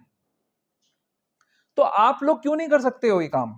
आप ये सोचो, अगर आपके हृदय में, प्रभुपाद यूज करते हैं शब्द डवटेल करना। डवटेल का मतलब क्या है कि आप किसी चीज को भगवान की सेवा में कैसे डाइवर्ट कर सकते हो। तो अच्छा प्लेटफॉर्म क्या है, जो उत्तम भक्त होते हैं उनका प्लेटफॉर्म क्या है, कि वो ये सोचते हैं कि हम भगवान के लिए कुछ सुंदर चीजें बनाएंगे, भगवान के को जो पसंद है वो बनाएंगे और उनको खिलाएंगे, फिर प्रसाद पाएंगे। ये उत्तम प्लेटफॉर्म है। लेकिन हमारी जो स्थिति है उसमें ऐसा हो सकता है कि हमारे मन में कुछ कुछ पाने की इच्छा हो, कुछ सुंदर भोजन करने की इच्छा हो, उसको डवटेल कर दो कि हाँ, मैं भगवान के लिए बनाऊंगा उसी चीज को जो आपको पसंद है और फिर प्रसाद पाऊंगा। तो डबल सेवा हो गई। एक सेवा ये हो गई कि आपने भगवान को कुछ अच्छी चीजें ऑफर करी, दूसरी सेवा हो गई आपने प्रसाद पाया और आप बच गए। ये इंद्रियों के अंदर शक्ति भगवान ही दे रहे हैं, इसको, ये आपकी शक्ति नहीं है। तो आप उसको स्पेंड करो भगवान के लिए, उस एनर्जी को। क्यों चिंता कर रहे हो इतना? शरीर को क्या बचा के करोगे? शरीर बचेगा? किस किस का शरीर बच सकता है यार? कौन कौन सोचता है कि मैं मेरे अंदर एक कैपेबिलिटी है कि कभी मुझे मृत्यु नहीं आएगी, कभी मेरा शरीर बूढ़ा नहीं होगा? कौन कह सकता है ऐसा? ज्यादा काम करने से समय से पहले बूढ़ा हो जाता है क्या आदमी? क्या कहते हो आप लोग, लेडीज लोग क्या कहते हैं? अगर आप ज्यादा मेहनत करोगे, अपने घर में ज्यादा सेवा करोगे, तो आप समय से पहले बूढ़े हो सकते हो? क्या कहते हो आप? जो ज्यादा मेहनत करती थी ना लेडीज, वो ज्यादा समय तक सुंदर रहती थी, ज्यादा समय तक उनके शरीर में शक्ति रहती थी, उनके सारे अंग अच्छे से काम करते थे। आजकल समय से पहले बूढ़ी हो जाती हैं स्त्रियां। क्यों? क्योंकि सब मशीन्स यूज करती हैं, सारी चीजों के लिए मशीन्स हैं। प्रभुपाद का ये कोट है इस पे कि अगर स्त्रियां अपने आप को सुंदर रखना चाहती हैं तो घर के कामों को, मतलब एग्जैक्ट कोट मुझे याद नहीं है, भेजा था किसी ने। हाँ हाँ, तो वो ज्यादा समय तक सुंदर रह सकती हैं। तो ये शक्ति आपके शरीर में जो है वो भगवान ने दी है, उसको यूज करना है भगवान की सेवा के लिए। और उसको यूज करने से आपका नुकसान भी नहीं हो रहा है, ऐसा नहीं हो रहा है कि डिप्लीट हो रही है शक्ति। तो आलस के अलावा और कोई कारण नहीं हो सकता कि हम लोग काम नहीं करना चाहते घर के, सिर्फ आलस। और वो हमें ही मार रहा है वो आलस। तो ये मन में डालना चाहिए, हम सबको ये लाना चाहिए भाव कि हम ज्यादा से ज्यादा भगवान की सेवा के लिए प्रयास करेंगे, इस भगवान के द्वारा दी गई शक्ति को भगवान की सेवा में यूज करेंगे। आपका बहुत फायदा होगा उसमें, और आपका पूरे परिवार का भी फायदा होगा। सारे के सारे लोग जो है भक्त बन सकते हैं। अगर आप अपने हाथ से बनाकर सुंदर सुंदर व्यंजन उनके लिए बनाओगे, उनको खिलाओगे, उससे अच्छा कुछ नहीं हो सकता। उनकी हेल्थ भी अच्छी रहेगी। ज्यादा बीमार वहीं पे लोग पड़ते हैं जहां पर माताएं घर में खाना नहीं बनाती हैं। मैं सत्य बोल रहा हूं, बुरा लगे तो प्लीज माफ करना मेरे को, सत्य बोलने का प्रयास कर रहा हूं मैं। ये फैक्ट है, लाइफ के फैक्ट्स हैं ये। वो घरों में बच्चे ज्यादा स्वस्थ रहते हैं जहां पर उनकी माएं उनको खिलाती हैं, वहां पर ज्यादा बीमार रहते हैं जहां पर बाहर से खाते हैं वो लोग। तो इन चीजों को अगर हम अप्लाई करें अपने लाइफ में तो हम बहुत अच्छा जीवन जी सकते हैं। एनीवेज, और भी बहुत सारे पॉइंट्स हैं इसमें। ओके, कहां तक पढ़ा मैंने? हाँ, इसी प्रकार मन पर भी अनावश्यक विचारों के विरुद्ध संयम रखना चाहिए। इसे शम कहते हैं। मनुष्य को चाहिए कि धन अर्जन के चिंतन में ही सारा समय ना गंवाए। यह चिंतन शक्ति का दुरुपयोग है। अभी तक तो माताओं की बात हो रही थी तो पुरुष वर्ग बड़े सोच रहे थे, अब थोड़ा पुरुषों की बात करते हैं। हाँ, मन का सारा चिंतन यही नहीं होना चाहिए कि मुझे पैसे कमाने हैं, घर बनाना है और सुंदर सुंदर गाड़ियां खरीदनी हैं। यही चिंतन नहीं होना चाहिए हमारे मन का। हमारे मन का चिंतन किस चीज का होना चाहिए? जैसे अभी हमने 3.43 पढ़ा था कि बुद्धि के द्वारा मन को कंट्रोल करना है, मन के द्वारा इंद्रियों को कंट्रोल करना है। तो मन को हमें पॉजिटिव चीजें देनी है। मन को ऐसा एनवायरनमेंट मिलना चाहिए ताकि उसमें भक्ति के थॉट्स आए। वो कहां से आएंगे? अगर आप सारा समय यही चीज सोच रहे हो, कुछ लोग शेयर मार्केट में लगे हुए होते हैं, कुछ लोग अपने ऑफिस में कब मुझे प्रमोशन मिलेगा, कब मुझे और ज्यादा आगे प्रगति मिलेगी, कब मेरी कंपनी और ज्यादा प्रॉफिट करेगी, इन्हीं चीजों में सोचते रहोगे तो क्या मन भगवान की भक्ति के बारे में सोचेगा? नहीं सोच सकता। तो कैसे मन को आप भगवान की भक्ति के विचारों को लगा सकते हो? क्या करना पड़ेगा? आपको भगवान के भक्तों के संगति में आना पड़ेगा। हमारे वीक में 5-6 क्लासेस होती हैं, तो पुरुष लोग तो ये सोचते हैं उनका बर्थ राइट है कि उसमें नहीं आना है हमको क्लासेस में, क्योंकि हम तो बिजी हैं ऑफिस में, ज्यादातर, एक आध को छोड़कर। कुछ कुछ स्त्रियां माताएं आती हैं उन क्लासेस में, राइट? तो वो क्यों है? वो किसी मतलब वो क्लासेस का क्या पर्पस है? उन क्लासेस में, उन क्लासेस को हम क्यों चला रहे हैं? क्या लगता है आप लोगों को? हाँ, वो जूम का सब्सक्रिप्शन ऑक्यूपाई नहीं हो रहा तो उसके चलो पैसे वसूल लें, इसलिए चला रहे हैं क्लासेस, है ना? है ना? साल के 15,000 रुपए लगते हैं हमारे, अगर वो वसूल कैसे होंगे अगर हम जूम में क्लासेस नहीं चलाएंगे? तो यही पर्पस है, राइट? आप लोगों के लिए चला रहे हैं ताकि आपके अंदर भक्ति के विचार आए। वो इतनी अच्छी चैतन्य चेतामृत के ऊपर क्लास चल रही है असित प्रभु की, आप लोग भाग्यशाली हो गए, आपको सुनने को मिल रहा है। पीयूष प्रभु की क्लास वो लॉज ऑफ नेचर पे चल रही है, अलग अलग बुक्स हम कवर कर रहे हैं, एक व्यक्ति नजर नहीं आता उसके अंदर। कुछ 2-4 सिंसियर लोग हैं, उनको मैं बोलता हूं आपको आने की जरूरत नहीं, बट और लोग आए तो उनका फायदा होगा। तो हमारे मन को क्या हम मोटिवेशन दे रहे हैं कि उसके अंदर भक्ति के विचार आएंगे? क्लासेस हम अटेंड करना नहीं चाहते, बुक्स हम रीड कर नहीं सकते, इनकेपेबिलिटी है जी, पढ़े लिखे ही नहीं हम, तो बुक्स नहीं पढ़ सकते। हमारे ग्रुप में कितने लोग हैं जो रोज पढ़ते हैं? प्लीज अपना हाथ खड़ा करिए। बाकी सब लोग तो बिजी हैं, ऑफिस गोअर्स हैं, बिजी लोग हैं, राइट? पैसा कमाने वाले बिजी लोग हैं। तो आप लोगों की जरूरत नहीं है पढ़ने की, है जरूरत एक्चुअली। जो नहीं पढ़ रहा है उसको प्रगति नहीं मिलेगी, उसके विचार हमेशा दूसरे रहेंगे, फिर वो डिस्टर्ब होगा। क्या डिस्टर्बेंस आएगी? होता क्या है पता है आप लोगों को? कभी कभी भक्ति का वो करंट दौड़ता है हमारे अंदर, और उस समय हमारी सिचुएशन ऐसी होती है कि अब मैं भक्ति कैसे करूं, मैं तो इतना फंसा हुआ हूं। क्योंकि आप पूरा हफ्ता, पूरा महीना तो आप भक्ति के बारे में सोच नहीं रहे हो। आप एक दिन आपने एक फिक्स करा हुआ कि अब ये जो मेरा 2 से 4 का टाइम है, इस टाइम पे मैं भक्ति करूंगा। तो आपने इतना अपने आगे आगे पीछे चारों तरफ इतना ज्यादा नॉनसेंस क्रिएट कर रखा है कि वो भक्ति आपको करने नहीं देगा। You have to be constantly every day, you have to be hearing about these things, तब मन कंट्रोल में आएगा। इसको कहते हैं क्षमा। तो शम क्या है? आपको अपने मन को उन चीजों से खींचना है जो आपको भक्ति से दूर ले जा रहे हैं। अनुकूलस्य संकल्प, प्रतिकूलस्य वर्जनम। उन चीजों से दूर ले जाना है जो भक्ति से दूर ले जा रहे हैं। ये सबके लिए ये बात है। हर समय अगर मान लीजिए, जैसे माताओं की मैं बात कर रहा था, अगर आप ये सोचते रहोगे कि भगवान को क्या चीजें पसंद है, मैं वो बनाऊंगा, मैं मेरा घर को मैं क्लीन रखूंगी, राइट? तो आपका हर समय, आपके पास समय ही नहीं होगा ये सब करते करते, और ये सारे कार्य आपके भक्ति बन जाएंगे। आप पुरुष वर्ग में ये सोच सकते हैं कि भाई मुझे कितना जीवन यापन के लिए अपने पास पैसा चाहिए, और उतना पैसा अगर मैं अर्जित कर रहा हूं तो उससे ज्यादा करने की जरूरत क्या? उसके लिए एक्स्ट्रा प्रयास क्यों करना है मेरे को? मेरे पास मेरे जीवन का मुझे पता नहीं कि कितने समय तक ये जीवन रहेगा मेरे पास में, तो मैं कब भक्ति करूंगा? कब मैं भागवत पढ़ूंगा, कब मैं चेतन चरितामृत पढ़ूंगा, कब मैं और किताबों का अध्ययन करूंगा, कब मैं सेवा करूंगा? क्या वीकेंड में 2 घंटे लगाना, 3 घंटा लगाना सफिशिएंट है भगवान के धाम पहुंचने के लिए? या हम हर समय पोस्ट डेट चेक देते रहेंगे कि भाई मेरी परिस्थिति तो अभी ऐसी है नहीं? बिल्कुल गलत बात है ये। भगवान ने हर किसी को पूरी पूरी इंडिपेंडेंस दी है कि वो पूरी तरीके से भक्ति कर सके। हम अपने आप को रोक के बैठे हुए हैं। तो प्लीज, ये इसीलिए मैं आज लंबा डिस्कशन कर रहा हूं इन टॉपिक्स पे। एक एक क्वालिटी जो है ये रेलेवेंट है हमारे लिए। ये दमा और क्षमा बहुत इंपॉर्टेंट है। अगर हम भक्ति में प्रगति करना चाहते हैं, किसका फायदा होगा? आपकी भक्ति में प्रगति होगी तो मेरा फायदा होगा क्या कुछ उसमें? मेरे को कोई कमीशन मिल रहा है क्या ऊपर से? डॉक्टर साहब ने प्रिस्क्रिप्शन लिखा और उसमें जी अगर ये महंगी दवाई लिखी तो उसमें से ज्यादा मेरे को थोड़ा सा कमीशन मिल जाएगा, ऐसा कुछ कमीशन है मेरा? हाँ, ये देखो, यही सोच रहे हैं लोग, यही सोच रहे हैं इसलिए मान नहीं रहे। लोग ये सोच रहे हैं कि मेरा फायदा होगा इसलिए करने की जरूरत नहीं है। तो मैं क्लैरिफाई कर दूं भाई, मेरे को कोई कमीशन नहीं मिलता है कहीं से। इस्कॉन भी नहीं देता मेरे को कोई कमीशन यहाँ पे भक्त बनाने का। बुक डिस्ट्रीब्यूशन में भी कमीशन नहीं मिलता मेरे को। तो प्लीज, अगर किसी के मन में कोई संशय हो तो आप क्लियर करो, इसमें सिर्फ आपका लाभ होगा, मेरे को कोई लाभ नहीं मिलना है।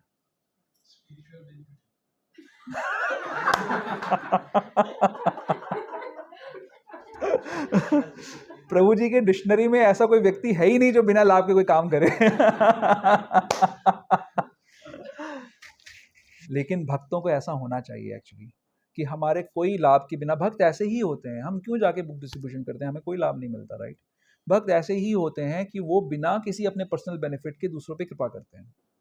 हमारे गुरु महाराज हैं हमारे सामने एग्जाम्पल, राइट? वो बहुत आसानी से अपने शिष्यों की संख्या को कम से कम 100 टाइम्स बढ़ा सकते हैं, 100 टाइम्स। अभी शायद उनके 3-4 हजार शिष्य हैं, वो आसानी से कम उसको ना 3 लाख शिष्य कर सकते हैं। उनका इतना करिश्मा है, इतना उनके अंदर पोटेंसी है, और बहुत लैविश जीवन जी सकते हैं। बट वो प्रेफर करते हैं साइकिल पे चलना, है ना? अभी भी आप देख सकते हो उनके कि साइकिल पे जाते हैं जहां जहां पे पॉसिबल है उनके लिए जाना, अभी भी पॉसिबल है उनके लिए। तो क्यों कर रहे हैं वो? दूसरों पे कृपा कर रहे हैं, एक एक पैसे को बचाते हैं, एक एक पैसे को। आपने सुना होगा लेक्चर्स में कई बार, वो मंदिरों की जो लाइट्स हैं वो ऑफ करा देते हैं कि इस समय क्यों लाइट जला के, इसको बंद कर दो। मंदिर का बिल तो उन्होंने नहीं भरना, लेकिन उनको पता है कि प्रभुपाद की लक्ष्मी है, इसको बचाना है और भगवान की सेवा में लगाना है। ये सब चीजें आपको तब पता लगेंगी, ये इंस्पिरेशन तब मिलेगी जब आप श्रवण करोगे, गुरु महाराज की वाणी का श्रवण करोगे, तो आपको पता लगेगा कि हम कितने महान व्यक्ति से कनेक्टेड हैं हम लोग। ओके?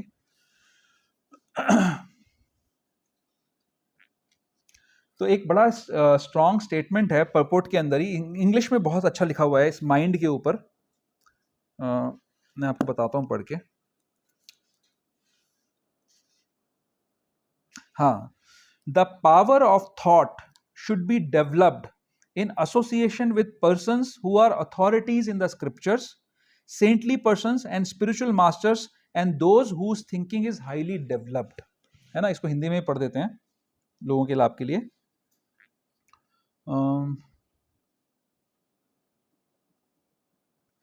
अभी हिंदी बड़ी टिपिकल है। शास्त्र मर्मज्ञों, साधु पुरुषों, गुरुओं तथा महान विचारकों की संगति में रहकर विचार शक्ति का विकास करना चाहिए। आप समझ रहे हो? तो एसोसिएशन से ही हम इस अपने मन को कंट्रोल कर पाएंगे। गुड एसोसिएशन, वो एसोसिएशन जहां पर खुद भक्ति कर रहे हैं, जहां पे भक्ति का प्रयास कर रहे हैं, जहां पे सेवा चल रही है, तब आपको इंस्पिरेशन मिलेगी कि मुझे भी सेवा करनी चाहिए, मुझे भी भक्ति करनी चाहिए। Very important. ओके, आगे चलते हैं। हाँ, जिस प्रकार से कृष्ण भावनामृत के आध्यात्मिक ज्ञान के अनुशीलन में सुविधा हो, वही सुखम है। इसी प्रकार दुखम वह है जिससे कृष्ण भावनामृत के अनुशीलन में असुविधा हो। जो कुछ कृष्ण भावनामृत के विकास के अनुकूल हो उसे स्वीकार करें, और जो प्रतिकूल हो उसको परित्याग करें। तो ये किसकी डेफिनेशन है? सुख और दुख की। संसार में सुख नहीं है, बिल्कुल नहीं है। कोई डाउट मत रखो कि यहां पर कोई सुख है। कितना भी प्रयास करोगे नहीं मिलेगा, नहीं है सुख यहां पर। बट एक सुख है, वो है भगवान की भक्ति का सुख। जो भगवान की भक्ति में आ गया वो वैसा है जैसे कि तेज चिलचिलाती धूप से आप एसी वाले एनवायरनमेंट में आ गए हो। वहां पर सुख इसलिए है क्योंकि वो जगह जहां भक्ति चल रही है वो जगह भगवान के धाम में है, वो जगह वैकुंठ है, कुंठा से रहित है वो जगह, वो इस संसार की जगह नहीं है उस समय, इसीलिए वहां सुख है। नहीं तो जहां भक्ति नहीं है, जहां पे भक्त नहीं है, वहां पर सुख नहीं है, क्योंकि वो संसार की जगह है। जो जगह पे भक्ति हो रही है, भगवान की बात हो रही है, वो जगह ट्रांसफॉर्म हो जाती है वैकुंठ में। तो जो भक्ति के अनुकूल है उसको स्वीकार करो, जो भक्ति के प्रतिकूल है उसको अस्वीकार करो। तो यह है सुख और दुख की परिभाषा। संसार का सबसे बड़ा दुख ही यह है कि वैष्णवों के साथ में अगर हमारा बिछोह हो जाता है तो सबसे बड़ा दुख है, इससे बड़ा कोई दुख ही नहीं है। क्योंकि अगर वैष्णव नहीं रहे हमारे पास में तो फिर हम इस संसार में हैं, वैष्णवों के साथ में हैं, हम इस संसार में है ही नहीं, हम भगवान के धाम में। कि इसमें मैंने और कुछ इंपॉर्टेंट पॉइंट, हाँ एक्चुअली बहुत टाइम हो रहा है। कुंती महारानी की प्रेयर्स में आता है, याद है किसी को ये वाली प्रेयर? बहुत सुंदर प्रेयर है ना। हाँ, विविधा संतु तः शाश्वत तत्र तत्र जगत गुरु भवतो दर्शनम यत् स्याद अपुनर्भव दर्शनम। हे भगवान, कृष्ण को कह रही हैं कुंती महारानी कि जो जितनी भी विपदाएं हमारे जीवन में आई, मेरी आपसे प्रार्थना है कि वो बार बार आती रहे मेरे जीवन में, क्योंकि जब विपदाएं आती हैं तो हम आपका बार बार दर्शन करते हैं, जब बार बार विपदाएं आती हैं तो हम बार बार आपका दर्शन करते हैं, और आपका बार बार दर्शन करने से मुझे बार बार जन्म मृत्यु का दर्शन नहीं करना पड़ेगा। कितनी बड़ी बात है ना। तो बहुत सुंदर कुंती महारानी की प्रेयर्स हैं कि ये सुख और दुख, तो कुंती महारानी क्या दुख मांग रही हैं? देखने में लगता है कि वो दुख मांग रही हैं, बट वो सुख मांग रही हैं, क्योंकि उनको पता है she is the most intelligent women. उनको पता है कि इस संसार में सुख नहीं है, तो जब तक इस संसार में मैं हूं वो दुख है, और इससे निकलने के लिए मुझे बार बार जब कष्ट आएंगे तब कृष्ण का स्मरण होगा, कृष्ण आ जाएंगे तो मैं इस संसार से निकल जाऊंगी। ये असली में सुख और दुख की परिभाषा है। तो इसलिए ज्यादा जो हम प्रयास करते रहते हैं इस संसार में सुख बटोरने का, सुख की सुविधाएं इकट्ठी करने का, वो टाइम वेस्ट है, ज्यादा उसका फायदा नहीं है। जो बेसिक नेसेसिटीज हमें चाहिए उनके लिए व्यवस्था कर लो एक बार, बस उसके बाद फोकस ऑन कृष्णा। माता जी कुछ कमेंट है आपका? आप कुछ सोच रहे हो? क्या क्या बोलिए बोलिए, व्हाट इज द पॉइंट? चलो ठीक है, बाद में यू कैन टेल मी। तो हमें अत्यधिक प्रयास नहीं करना है, अत्याहार नहीं करना है, ठीक है। आगे चलते हैं। भव अर्थात जन्म का संबंध शरीर से है। जहां तक आत्मा का प्रश्न है वह ना तो उत्पन्न होता है ना ही मरता है। इसकी व्याख्या हम भगवत गीता के प्रारंभ में ही कर चुके हैं। जन्म तथा मृत्यु का संबंध इस भौतिक जगत में शरीर धारण करने से है। तो भव की बात हो रही है, भव, भव और अभव। पहले श्लोक के आखिरी दो वर्ड हैं भयम, नहीं, भवो अभावो, सेकंड लास्ट है भवो अभावो। भवो अभावो मतलब जन्म और मृत्यु। तो प्रभुपाद जी क्लैरिफाई कर रहे हैं कि जन्म तो शरीर का होता है, मृत्यु भी शरीर की होती है, जन्म मृत्यु आत्मा की तो होती नहीं है। तो इसमें क्या है मेन पॉइंट? एक सेकेंड।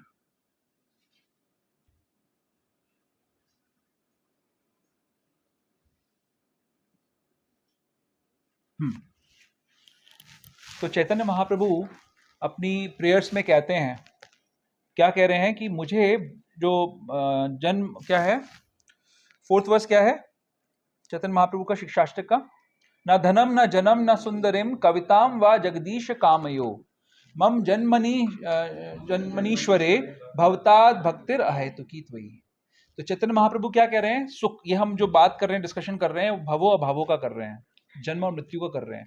तो चैतन्य महाप्रभु ये कह रहे हैं कि मुझे कुछ नहीं चाहिए, ना धन चाहिए, ना जन्म या ना ऊंचा जन्म चाहिए, ना धनम, ना जन्म, ना सुंदरिम कविताम, और सुंदरी कोई सुंदर स्त्री भी नहीं चाहिए।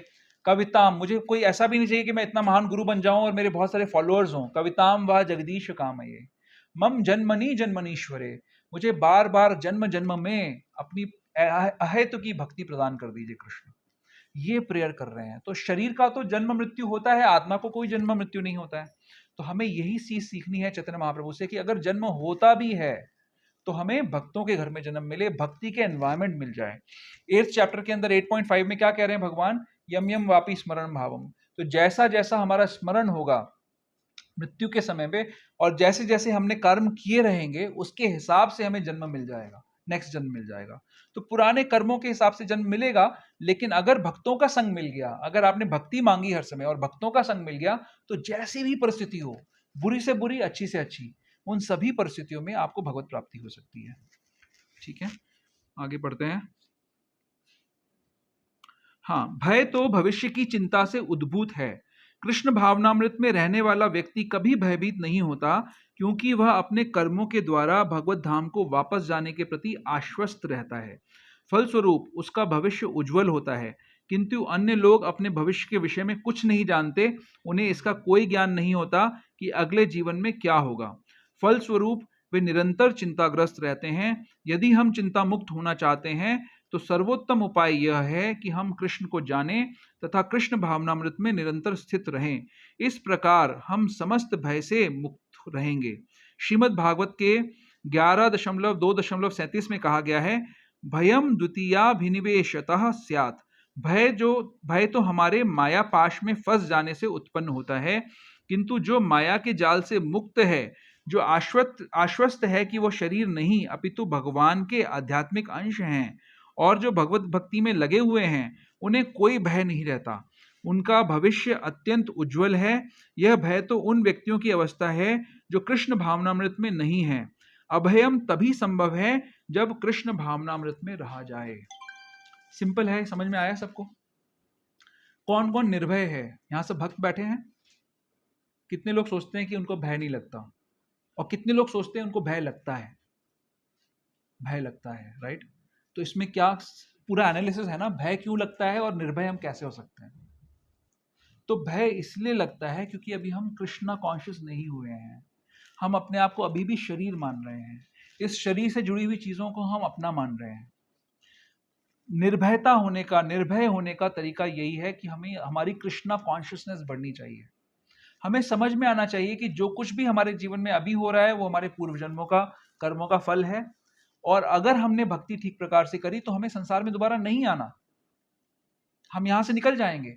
और जब हमें समझ में आता है कि भगवान ही हमारे जीवन के नियंता हैं, नियंत्रित कर रहे हैं, तो फिर संसार की किसी परिस्थिति से डर नहीं लगेगा। भक्तों के जीवन में कोई बहुत महान कष्ट आ जाए तो भगवान की सैंक्शन से आएगा या बिना उनकी सैंक्शन से आएगा? भगवान की इच्छा से ही भक्तों के जीवन में कुछ भी होगा। जो कुंती महारानी के जीवन में हो रहा है, भगवान तो वहां साथ में है ना। क्या वो भगवान है अगर उनके जीवन में इतना कष्ट आ रहा है? भीष्म पितामह अपनी स्तुति में ये कहते हैं कि पांडव तो तुम्हारे साथ तो उस समय भगवान थे, फिर तुम्हारे जीवन में इतना कष्ट कैसे आ रहा है? इस बात को कहते हैं वो। तो भगवान के होते हुए अगर किसी भक्त के जीवन में कष्ट आ रहा है तो वो क्या है? प्रसाद, कृपा, मर्सी, राइट? वो कृपा है। तो जब भक्त का ये विश्वास हो जाता है कि मेरे जीवन के कष्ट भगवान की सैंक्शन से आ रहे हैं, तो फिर क्या चिंता करनी? राखे कृष्ण मारे के, मारे कृष्ण राखे के। तो आप निर्भय हो जाओगे। और अगर आप अपने कष्टों में भगवान को उलाहना दे रहे हो, ये सोच रहे हो कि भगवान कैसे आपके होते हुए मेरे साथ ऐसा कैसे हो गया, आप तो भगवान हो ही नहीं इसका मतलब, तो आप कभी भय से नहीं निकल सकते। और ये सत्य है कि भक्तों के जीवन में जो कुछ हो रहा है वो भगवान के द्वारा नियंत्रित है। तो इसलिए भक्तों को कोई कष्ट नहीं होना चाहिए, कोई भय नहीं होना चाहिए। जो परिस्थिति आएगी भगवान का प्रसाद है, उसको हम स्वीकार करेंगे। भगवान अगर अच्छे से रखना चाहते हैं, अच्छा कुछ हमें ऐसी चीज देना चाहते हैं जिससे हमारे शरीर को सुख मिल जाए, तो वो भी स्वीकार है। कुछ ऐसा देना चाहते हैं जिससे हमारे शरीर को दुख मिल जाए, मन को दुख मिल जाए, कोई बात नहीं, वो भी स्वीकार है। तो फिर आप निर्भय हो जाते हो। तो जब गीता हम पढ़ते हैं तो ये हमें निर्भय बना देती है। ठीक है? इसमें एक बहुत सुंदर मैंने एक लेक्चर सुना था बहुत साल पहले, मेरे ख्याल से 20 साल हो गए होंगे उसको सुने हुए। उसमें बड़ा अच्छा बता रहे थे, क्योंकि भगवान इसमें ये कह रहे हैं ना, सारी क्वालिटीज मैं ही उत्पन्न करता हूं। तो एक भय और निर्भयता एक ऐसी चीज है जो सही समय पे होनी चाहिए। जैसे आपके सामने से बहुत तेज गाड़ी आ रही है फुल स्पीड, और उस समय आप निर्भय हो जाओ तो क्या होगा? गाड़ी चढ़ जाएगी ऊपर आपके, है ना? और मान लीजिए कि कोई आपको, आपके जो आश्रित हैं, आपके बच्चों के ऊपर या कोई आपके ऊपर कोई अटैक करने आ जाए, उस समय आप भयभीत हो जाओ, तो वो भी गलत है। तो सही समय पे हमें भय होना चाहिए और सही समय पे हमें निर्भयता होनी चाहिए। भय नेसेसरीली खराब क्वालिटी नहीं है, सही समय पे भय लगना चाहिए हमको, है ना? हाँ, हेल्दी फियर होना चाहिए हमें। तो जब भगवान नरसिंह भगवान प्रकट होते हैं, हिरण्यकशिपु कैसा था कि उसको देख के सारे लोग भयभीत हो जाते थे। वो उसकी अगर भ्रकटी तन जाती थी तो देवता लोग भाग जाते थे दूर दूर तक, हजारों, कहीं छुप जाते थे जाकर गुफाओं में, कंदराओं में। तो जब वैसा हिरण्यकशिपु के सामने नरसिंह भगवान प्रकट होते हैं तो उसके हृदय में भय आ जाता है। वो संसार से किसी चीज का उसको डर नहीं है, लेकिन क्योंकि भगवान ये भय और निर्भयता देते हैं तो भगवान उसके हृदय में भय को प्रकट कर देते हैं। वो भयभीत हो जाता है, पहली बार उसको समझ नहीं आ रहा है मेरे साथ क्या हो रहा है, मैं कैसे भयभीत हो गया, ये कैसी फीलिंग है, उसको ये फीलिंग पता ही नहीं थी कभी, लेकिन उस समय वो भयभीत हो जाता है। तो भगवान की कृपा अगर हमें होगी तो हम सही समय पे भयभीत होंगे और सही समय पे हम निर्भय हो जाएंगे। ठीक है। दामोदर लीला में भगवान स्वयं भयभीत हो जाते हैं, है ना? जिनके डर के कारण सूर्य रोज समय पे निकलता है, इंद्र वर्षा करते हैं, वायु चलती रहती है ना? और जल समुद्र अपनी सीमा में रहता है, वो भगवान यशोदा मैया के सामने उनकी छड़ी को देख के डर जाते हैं और थर थर कांपते हैं और उनकी आंखों से अश्रुधारा बहती है। तो ये भय है, ये भय की लीला का आप आनंद ले सकते हो। जब भक्ति में हम आ जाते हैं तो भगवान इस प्रकार से भी व्यवहार करते हैं। जो भयभीत करने वाले भगवान हैं वो भक्त को देख के भयभीत भी हो जाते हैं, है ना? जब मक्खन चोरी कर रहे होते हैं और जब यशोदा मैया पीछे भागती हैं तो वो सरपट भागते हैं वहां से, फिर समझ नहीं आता कि कहाँ जाएं वो। वो भी भगवान को पुकार रहे होते हैं कि भगवान बचाओ, रक्षा करो मेरी। ठीक है। और क्या फिर आगे? अहिंसा का अर्थ होता है कि अन्यों को, थोड़ा सा ना आज आप लोगों को एकादशी का व्रत का पालन करना है। है ना? थोड़ा सा समय आज ज्यादा लग सकता है, मुझे माफ करें। ये बहुत सारा लिखा है प्रभुपाद ने, मैं, मेरी गलती नहीं है इसमें कुछ भी। अहिंसा का अर्थ होता है कि अन्यों को कष्ट ना पहुंचाया जाए। जो भौतिक कार्य अनेक राजनीतिज्ञों, समाजशास्त्रियों, परोपकारियों आदि द्वारा किए जाते हैं,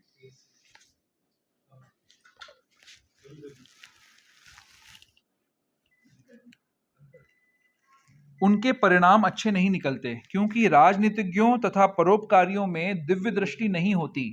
वे यह नहीं जानते कि वास्तव में मानव समाज के लिए क्या लाभप्रद है। अहिंसा का अर्थ है कि मनुष्यों को इस प्रकार से प्रशिक्षित किया जाए कि इस मानव देह का पूरा पूरा उपयोग हो सके। मानव देह आत्म साक्षात्कार के हेतु मिला है, अतः ऐसी कोई संस्था या संघ जिससे उद्देश्य की पूर्ति में प्रोत्साहन ना हो, मानव देह के प्रति हिंसा करने वाली है। जिससे मनुष्यों के भावी आध्यात्मिक सुख में वृद्धि हो, वही अहिंसा है। क्या है अहिंसा? आप लोग 16.1 में जाइए एक बार, जहां पे भगवान असुरों के और देवताओं के गुणों का वर्णन कर रहे हैं। तो पहले 3 श्लोकों में वो देवताओं के गुणों का वर्णन कर रहे हैं। उसमें एक क्वालिटी आती है जो श्लोक नंबर 2 है, 16.2, उसकी स्टार्टिंग है अहिंसा सत्यम क्रोधस त्यागः। अब ये अहिंसा की जो परिभाषा है, ये आप आ जाइए, एक सेकंड मैं आपको बताता हूँ। ये आप आ जाइए 536 नंबर पेज पे, यानी जो लास्ट का जो पार्ट है ना, उसमें एक पैराग्राफ है अहिंसा का। मिला आप लोगों को? इसी श्लोक के जो लास्ट के जो पैराग्राफ्स है ना, कुछ 5th लास्ट पैराग्राफ है एक्चुअली, ये 5th लास्ट पैराग्राफ। अहिंसा का अर्थ है किसी जीव के प्रगतिशील जीवन को ना रोकना। ये बड़ी जबरदस्त है, मैंने कई सारी गीता इसको पढ़ा के डिस्ट्रीब्यूट करी है लोगों को, सच बता रहा हूं आपको।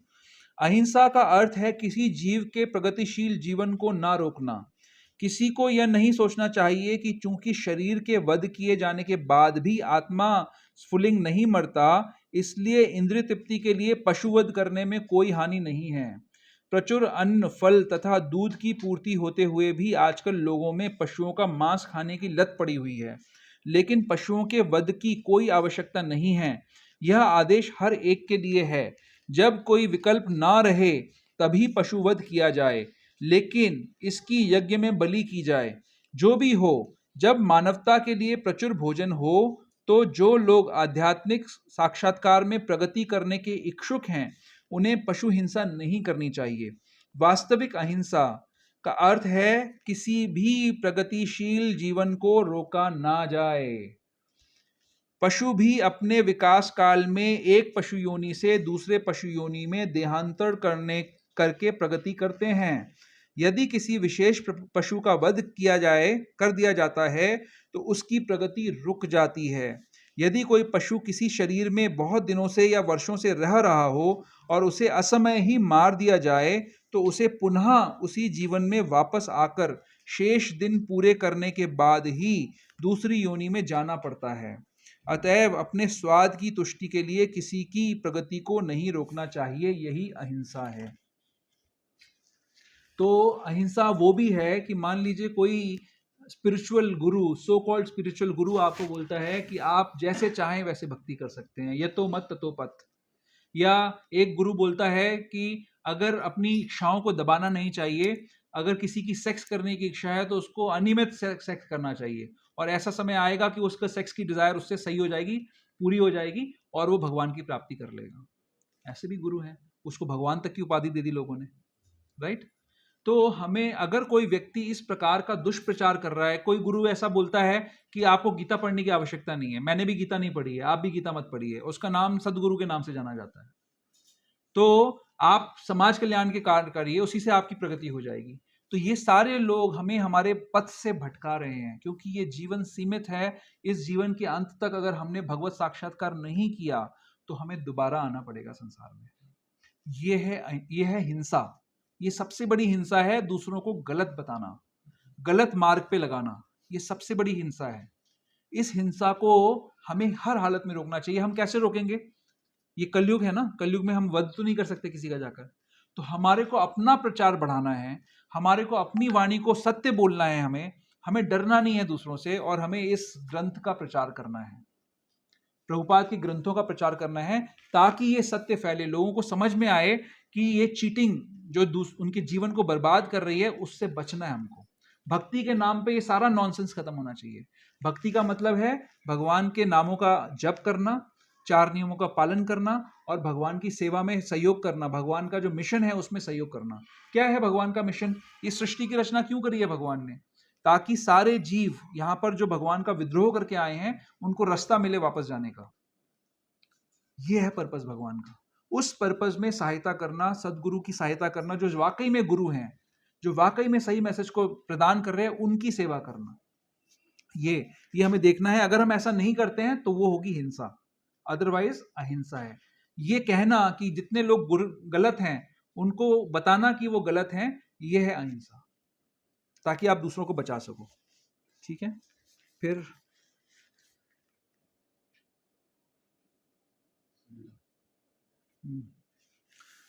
समता से राग द्वेष से मुक्ति द्योतित होती है।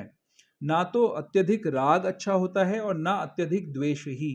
इस भौतिक जगत को राग द्वेष से रहित होकर स्वीकार करना चाहिए। जो कुछ कृष्ण भावनामृत को संपन्न करने में अनुकूल हो उसे ग्रहण करें, जो प्रतिकूल हो उसका त्याग कर दें। यही समता है। कृष्ण भावनामृत युक्त व्यक्ति को ना तो कुछ ग्रहण करना होता है ना त्याग करना होता है। उसे तो कृष्ण भावनामृत संपन्न करने में उसकी उपयोगिता में से प्रयोजन रहता है। तो सेवा के लिए अगर हमारी लाइक्स और डिसलाइक्स हमारे लिए रोड़ा बन रही है तो हम सम नहीं हैं। जैसे मैंने एक एग्जाम्पल लिया था, मान लीजिए कि किसी को स्ट्रॉन्ग स्मेल टॉलरेट करने की शक्ति नहीं है। अभी हमारे मंदिरों में जब कोई नया व्यक्ति ब्रह्मचारी बनता है तो उसको पहली सेवा क्या मिलती है, आपको पता है? टॉयलेट साफ करने की। अब किसी को बदबू बर्दाश्त नहीं कर सकता हो तो टॉयलेट क्लीन कर पाएगा? तो यहाँ पर जो बताया जा रहा है पॉइंट, कि हमारी लाइक्स और डिसलाइक्स हमारे भक्ति के कार्यों में बाधा नहीं बननी चाहिए। भक्ति के लिए जो जरूरी है वो हमें करना चाहिए, अनुकूल जो कुछ है उसको करना चाहिए, जो प्रतिकूल है उसका त्याग करना चाहिए, भले वो हमें कितना भी अच्छा लगता हो। जो चीज भक्ति से हमें अलग ले जा रही है, उसको कितनी भी अच्छी लगती हो, उसका हमें त्याग करना चाहिए। ये निरंतर प्रयास होता रहना चाहिए। बहुत मुश्किल काम है, बहुत मुश्किल काम है, लेकिन बिना इसको किए सफलता नहीं मिल सकती है। और इस जीवन में करना थोड़ा आसान है, क्योंकि आपको ये सारा कॉन्टेक्स्ट पता लग चुका है, ये क्यों करना है ये पता लग गया है। ऐसा नहीं है कि कोई आपके माथे पे बंदूक रख के आपको बोल रहा है कि आपको ऐसा करना है। आपके अपने लाभ के लिए आपको ये करना है, और वो लाभ आपको पता लग गया इस जीवन में। तो अगर इस जीवन में नहीं कर पाए तो बहुत मुश्किल है आगे इसको कर पाना। ओके, फिर क्या है? तुष्टि। तुष्टि का अर्थ है कि मनुष्य को चाहिए कि अनावश्यक कार्य करके अधिकाधिक वस्तुएं एकत्र करने के लिए उत्सुक ना रहे। उसे तो ईश्वर की कृपा से जो प्राप्त हो जाए उसी से प्रसन्न रहना चाहिए। यही तुष्टि है। कितनी बार ये बात आ रही है, बार बार बार बार, राइट? कि तुष्टि क्या है?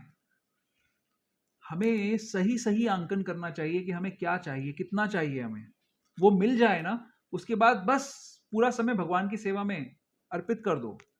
हमारे ग्रुप में महाहरि प्रभु थे। हाँ, मैं उनकी बात शेयर कर रहा हूँ आपके साथ में। जब वो यहाँ से नंदग्राम गए, राइट, तो हम लोग कई कई सारे जो सीनियर्स सो कॉल्ड थे, उन्होंने समझाया लोगों ने कि भाई आपके पास एक बेसिक कॉर्पस ऑफ फंड्स तो होना चाहिए। तो मेरे साथ ऐसी उनकी डिस्कशन चल रही थी, और वो बहुत महान भक्त हैं, बहुत उत्तम श्रेणी के भक्त हैं। और नंदग्राम में आज की डेट में जिस ढंग से वो सेवा कर रहे हैं, उन्होंने सारे लोगों का हृदय जीत लिया वहाँ पे अपनी सेवा से। ऐसे उम्दा भक्त हैं वो। कितने लोग जानते हैं उनको, महाहरि प्रभु को? आप पुराने वाले ही जानते हैं, नए वालों ने तो किसी ने नहीं देखा।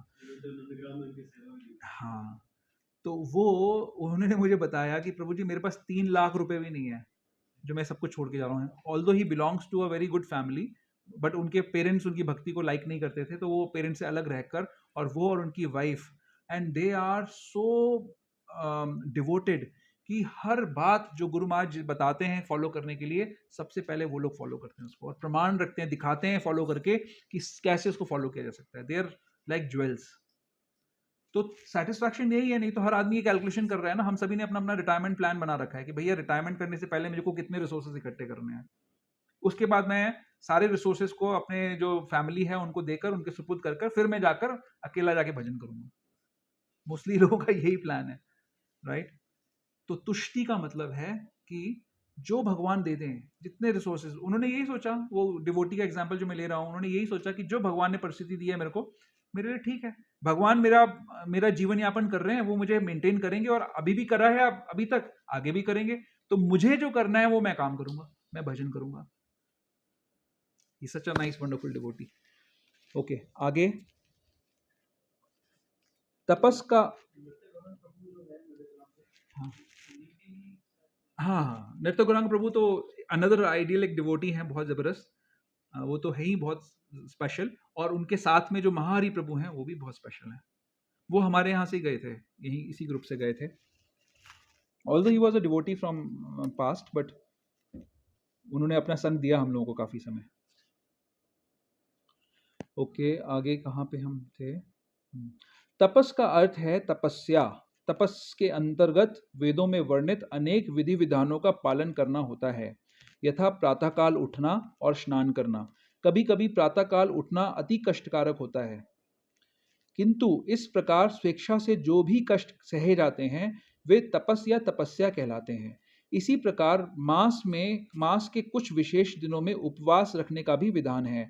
हो सकता है कि इन उपवासों को करने की इच्छा ना हो, किंतु कृष्ण भावनामृत के विज्ञान में प्रगति करने के संकल्प के कारण उसे ऐसे शारीरिक कष्ट उठाने होते हैं, किंतु उसे व्यर्थ ही अथवा वैदिक आदर्शों के प्रतिकूल उपवास करने की आवश्यकता नहीं है।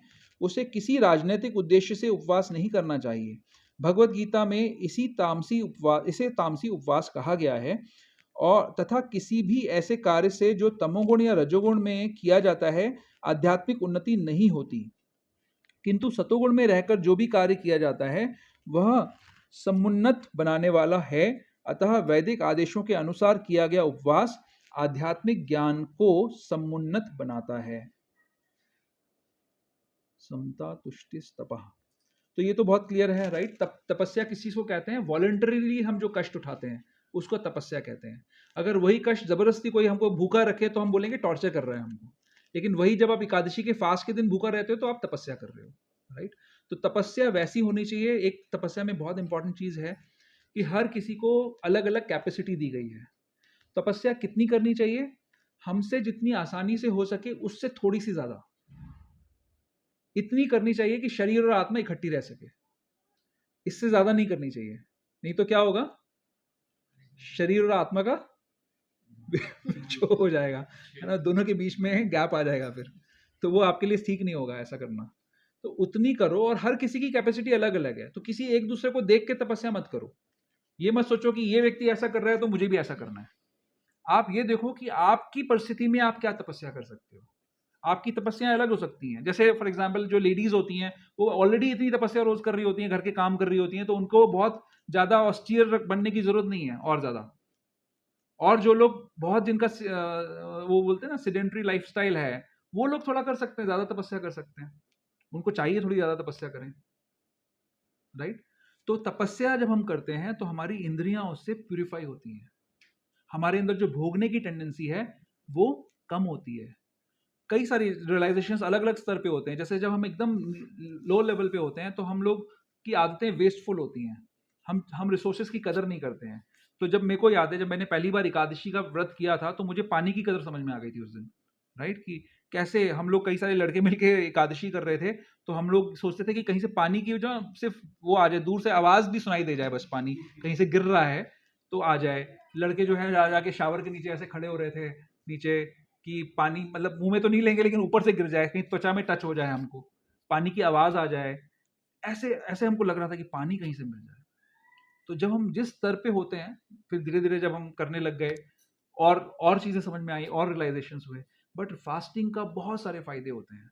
हमको रिसोर्सेज की कदर समझ में आती है, आसपास जो हमारी चीजें हैं, हम वेस्टफुल कम बनते हैं, हमें पता लगता है कि ये सारे तत्व हमारे लिए कितने इंपॉर्टेंट हैं।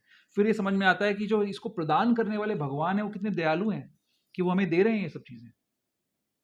और हमारी इंद्रियों को आदत पड़ती है इंद्रिय विषयों से दूर रहने की। उनको समझ में आता है कि हाँ, ये संभव है कि इंद्रियां इंद्रिय विषयों से दूर रहें, और भगवान की प्रसन्नता के लिए हमें अवश्य करना चाहिए। मेरे ख्याल से यहाँ एकादशी तो सब कर रहे हैं, कोई ऐसा है जो एकादशी का व्रत नहीं कर रहा? सब एकादशी करते हैं, राइट। तो एकादशी बहुत इंपॉर्टेंट है, एकादशी का पालन करना चाहिए। कोई निर्जल करता है, कोई सजल करता है, कोई सफल करता है, जिस तरीके से भी हमसे बन पाए, लेकिन अन्न नहीं पाना चाहिए एकादशी के दिन में। एकादशी है, और जो हमारे भगवान का जो अपीयरेंस डे होता है, या गुरुजनों का अपीयरेंस डे और डिसअपीयरेंस डे होता है, ये सारे उत्सव हमको जरूर मनाने चाहिए। और इसमें जो भी फास्टिंग का विधान दिए गए हैं उनको ढंग से पालन करना चाहिए। इससे हमारा बहुत प्यूरिफिकेशन होता है, समय भी बचता है। जब समय बचता है तो उस समय को क्या कर रहे हैं, जैसे कई सारे लोग मैंने देखा है एकादशी के दिन समय काटने के लिए बेचारे क्या करते हैं, भूख लग रही होती है तो टीवी देख लेते हैं, मोबाइल देख लेते हैं, मूवीज देख लेते हैं। उस दिन क्या करना चाहिए आपके हिसाब से? हाँ, भजन करना चाहिए उस दिन, और कोशिश करनी चाहिए कि हम अपनी इंद्रियों को विषयों से दूर रखें। ये नहीं कि Ekadashi is the day of watching movies, हाँ, क्योंकि नहीं तो भूख लगेगी, कैसे रहेंगे उसके बिना। तो उस दिन कम से कम और ज्यादा तपस्या, थोड़ा ज्यादा जप होना चाहिए। 25 माला कम से कम करनी चाहिए। 16 माला जो कर रहे हैं उनको कम से कम 25 माला उस दिन करनी चाहिए, ठीक है। और 4 नियमों का पालन और कड़ियत से, और ज्यादा कीर्तन, और ज्यादा श्रवण। पहले पृथुश्रवा प्रभु जो चलाते थे सुबह सुबह एक सबका जपा सेशन, फिर बंद कर दिया प्रभु जी ने, कृपा करना बंद कर दिया। You can start that again प्रभु जी।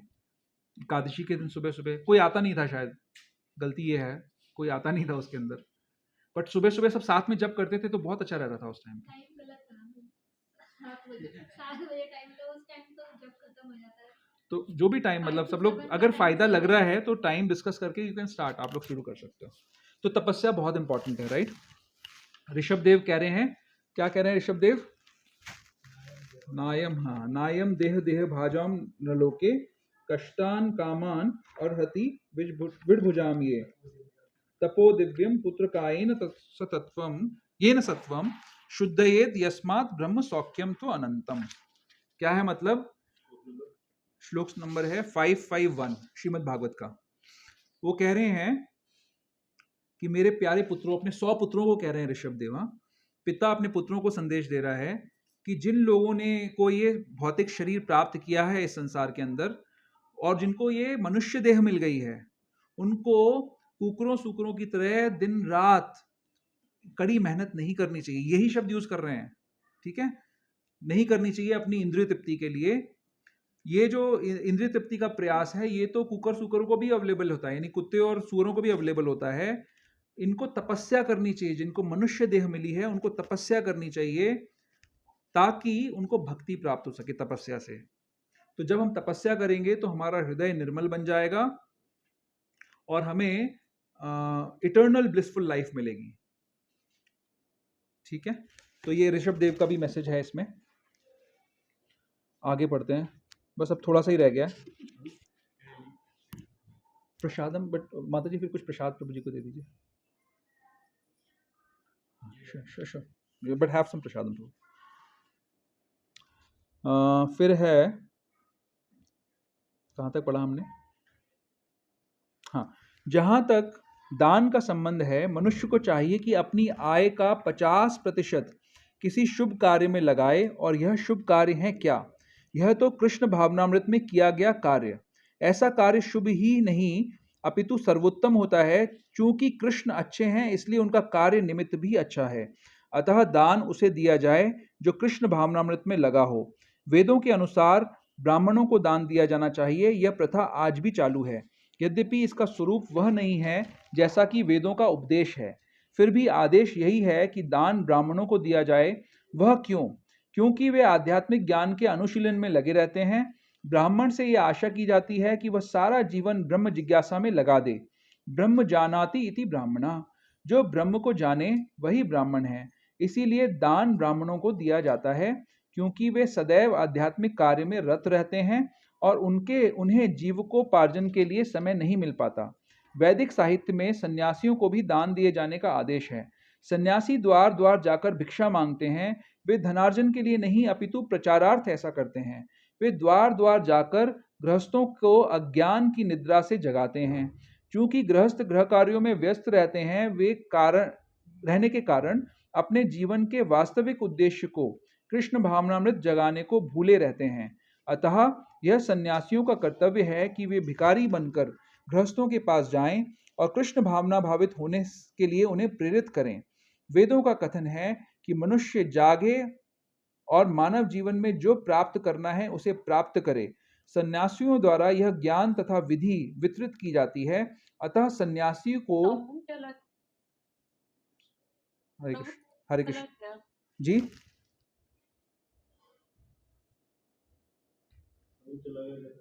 मेरी आवाज आ रही है सबको?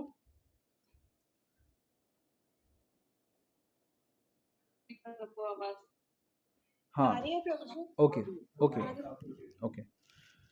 अच्छा, मेरा माइक गिर गया, बट इससे तो उसका कोई कनेक्शन नहीं है। ओके। वेदों का कथन है कि मनुष्य जागे और मानव जीवन में जो प्राप्त करना है उसे प्राप्त करे। सन्यासियों द्वारा यह ज्ञान तथा विधि वितरित की जाती है। अतः सन्यासी को ब्राह्मणों को तथा इसी प्रकार के उत्तम कार्यों के लिए दान देना चाहिए। किसी सनक के कारण दान नहीं देना चाहिए। ठीक है, ये तो क्लियर है सबको? कितने लोग अग्री करते हैं कि 50% अपनी आय का दान करना चाहिए? अग्री कितने करते हैं? कौन कर रहा है मैं नहीं पूछ रहा हूं, अग्री कितने करते हैं? गुड। ये अग्री करना बहुत जरूरी है। अगर हम ये अग्री करते हैं तो then we can work towards that goal, क्योंकि हम सबकी परिस्थितियां अलग अलग हैं। हमारे खर्चे के और इनकम का रेशियो में फर्क हो सकता है, राइट? तो कोशिश करनी चाहिए कि धीरे धीरे वो दान का स्तर बढ़े। हमारे जीवन में जितनी भी हम सेवाएं कर रहे हैं ना, हमें एक अंकन हर किसी भक्त को रोज करना चाहिए कि कल से आज तक में मेरी सेवा बढ़ी कि नहीं बढ़ी। मेरा जप, मेरा अध्ययन, मेरा डिस्ट्रीब्यूशन, मेरा कीर्तन, एसोसिएशन, दान, ये सब बढ़ा कि नहीं बढ़ा। अगर वो बढ़ नहीं रहा है, स्टैग्नेंट है, तो कुछ प्रॉब्लम है। अगर इनकम बढ़ रही है और दान नहीं बढ़ रहा तो भी प्रॉब्लम है। तो हमें अपने खर्चों को कंट्रोल करना चाहिए।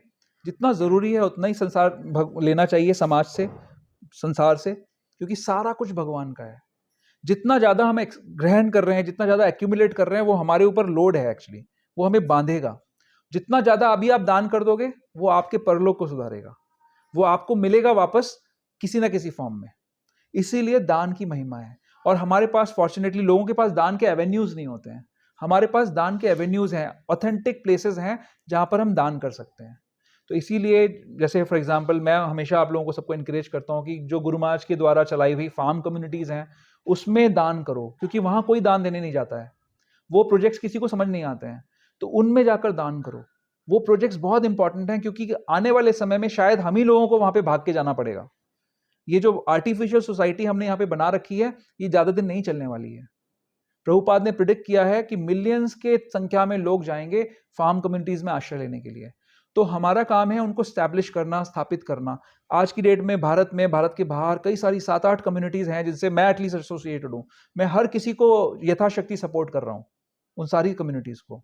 आप सबसे भी गुजारिश है, रिक्वेस्ट है कि जितना बन सके, जितना हो सके उनको सपोर्ट करिए। वो आप ही को काम आएगा, सब सपोर्ट बहुत इंपॉर्टेंट है। और ये दान, हमारा जो अटैचमेंट है, हमारा अटैचमेंट किससे होता है? अपने धन से होता है। तो उस धन का अटैचमेंट कम करेगा जब हम दान करेंगे स्वेच्छा से। तो प्लीज उसको करिए, बहुत जरूरी है ये, आपको प्यूरिफाई करेगा। हमारी नीड्स का कोई अंत नहीं है, तो उन नीड्स को कम करते जाना है और दान को बढ़ाते जाना है। अगर ऐसा इक्वेशन चल रहा है तो आप सबसे सुखी इंसान हो। दान का फिगर बढ़ रहा है और नीड्स का फिगर कम हो रहा है, बहुत सुखी हो आप। और अगर उल्टा हो रहा है तो आप बहुत मुश्किल सिचुएशन में हो। अगर खर्चे बढ़ते जा रहे हैं और भोग बढ़ता जा रहा है और दान कम होता जा रहा है तो you are not in a good situation. तो अलर्ट हो जाओ, साधु सावधान हो जाओ। आगे पढ़ते हैं। यशस भगवान चैतन्य के अनुसार होना चाहिए। उनका कथन है कि मनुष्य तभी प्रसिद्धि प्राप्त करता है जब वह महान भक्त के रूप में जाना जाता हो। यही वास्तविक यश है।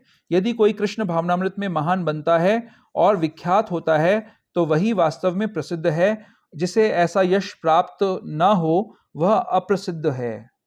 तो भक्ति विनोद ठाकुर कहते हैं, प्रार्थना कर रहे हैं एक भजन के अंदर कि मेरे अंदर ऐसी भावना पैदा करो कि मुझे किसी की से भी यश की एक्सपेक्टेशन ना हो, और मैं हर किसी को यश, हर किसी को ऑनर दे सकूं, हर किसी की प्रार्थना कर सकूं। तो ये बहुत जरूरी है। चैतन्य महाप्रभु की प्रार्थनाओं में भी आता है। चैतन्य महाप्रभु भी एक चीज को कहते हैं कि हमें, क्या है वो श्लोक, यही वाले में है क्या? अमानी ना मान देना, हाँ, अमानी ना मान देना कीर्तनिया सदा हरि। तो हमारे अंदर मान पाने की इच्छा नहीं होनी चाहिए, लेकिन हर किसी को, whether that person is deserving और नॉट, उन सबको हमें मान देना चाहिए। अगर हम ऐसी सिचुएशन अपने अंदर क्रिएट कर पाएंगे तो हमसे भजन आसानी से होगा। समाज में सबको क्या चाहिए होता है? ऑनर। तो जिसको ऑनर चाहिए उसको दे दो, नहीं तो वो आपके लिए डिस्टर्बेंस क्रिएट करेगा। तो जैसे हम बुक डिस्ट्रीब्यूशन के लिए भी जाते हैं तो हम क्या कहते हैं? हाथ जोड़कर हम क्या करने गए हैं? देखा जाए तो लोगों को पैर पकड़ने चाहिए कि आप हमारे को ये मैसेज देने आए हो, right? That is the right situation. But हम कैसे करते हैं? हम लोगों के पैर पकड़ते हैं, जाकर भीख मांगते हैं, उनसे दंडवत करते हैं कि प्लीज आप बुक ले लो, दान कर दो। कोई बोलता है दान नहीं दे सकते, भीख दे दो चलो, और बुक ले लो, हम ऐसे बोलते हैं, राइट? तो ऐसा करने से हमारे गुरुजन प्रसन्न होंगे, इसलिए हम ऐसा करते हैं। और दूसरों को सम्मान देने से वो डिस्टर्ब नहीं होंगे।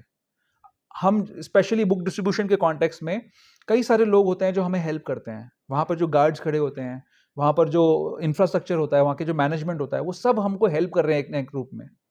तो हमें कभी भी किसी को ये नहीं सोचना कि ये गार्ड मेरे से ऐसे कैसे बोल सकता है। कभी कभी कोई गार्ड आके बोलता है जी आप यहाँ मत गाड़ी खड़ी करो, उधर खड़ी करो जाकर, आप यहाँ पर अपना बुक्स मत रखो, वहाँ पे रखो जाकर, आप इनसे बात मत करो, उनसे बात करो। कई बार वो इंस्ट्रक्शंस देते हैं हमको आकर, और भक्त लोग कई बार नाराज हो जाते हैं। ऐसा नहीं करना है हमें कभी भी। हमें समझना है कि हम उनकी वजह से अपनी सेवा कर पा रहे हैं, तो उनको हमें सबसे ज्यादा सम्मान देना है, कभी उनसे झगड़ा नहीं करना है। ये एक प्रैक्टिकल एप्लीकेशन है इस प्रिंसिपल का। उनसे हमें हमेशा अच्छे से बना के रखनी है और उनको सम्मान करना है, और ये भाव हमारे हृदय में होना चाहिए जेन्युइन कि ये हमारी हेल्प कर रहे हैं हमारी सेवा में, तो उनका हमें हमेशा सत्कार करना चाहिए। तो भक्त का नेचर ये होता है, हमेशा ऑनर उसको नहीं चाहिए, दूसरों को हमेशा दो ताकि दूसरे उसको डिस्टर्ब ना करे उसके भजन के अंदर। ओके, अब लास्ट पैराग्राफ पे आ गए हम। ये सारे गुण संसार भर में, मानव समाज में तथा देव समाज में प्रकट होते हैं। अन्य लोकों में भी विभिन्न तरह के मानव हैं और ये गुण उनमें भी होते हैं। तो जो व्यक्ति कृष्ण भावनामृत में प्रगति करना चाहता है उसमें कृष्ण ये सारे गुण उत्पन्न कर देते हैं, किंतु मनुष्य को तो इन्हें अपने अंतर में विकसित करना होता है। जो व्यक्ति भगवान की सेवा में लग जाता है वह भगवान की योजना के अनुसार इन सारे गुणों को विकसित कर लेता है। हम जो कुछ भी अच्छा या बुरा देखते हैं उसका मूल श्री कृष्ण है। इस संसार में कोई भी ऐसी वस्तु नहीं है जो कृष्ण में स्थित ना हो, यही ज्ञान है। यद्यपि हम जानते हैं कि वस्तुएं भिन्न रूप में स्थित हैं, किंतु हमें यह अनुभव करना चाहिए कि सारी वस्तुएं कृष्ण से ही उत्पन्न हैं। हरे कृष्णा। समय बहुत हो गया है, फिर भी अगर किसी का कोई प्रश्न हो तो आप प्लीज़ मुझे बता सकते हैं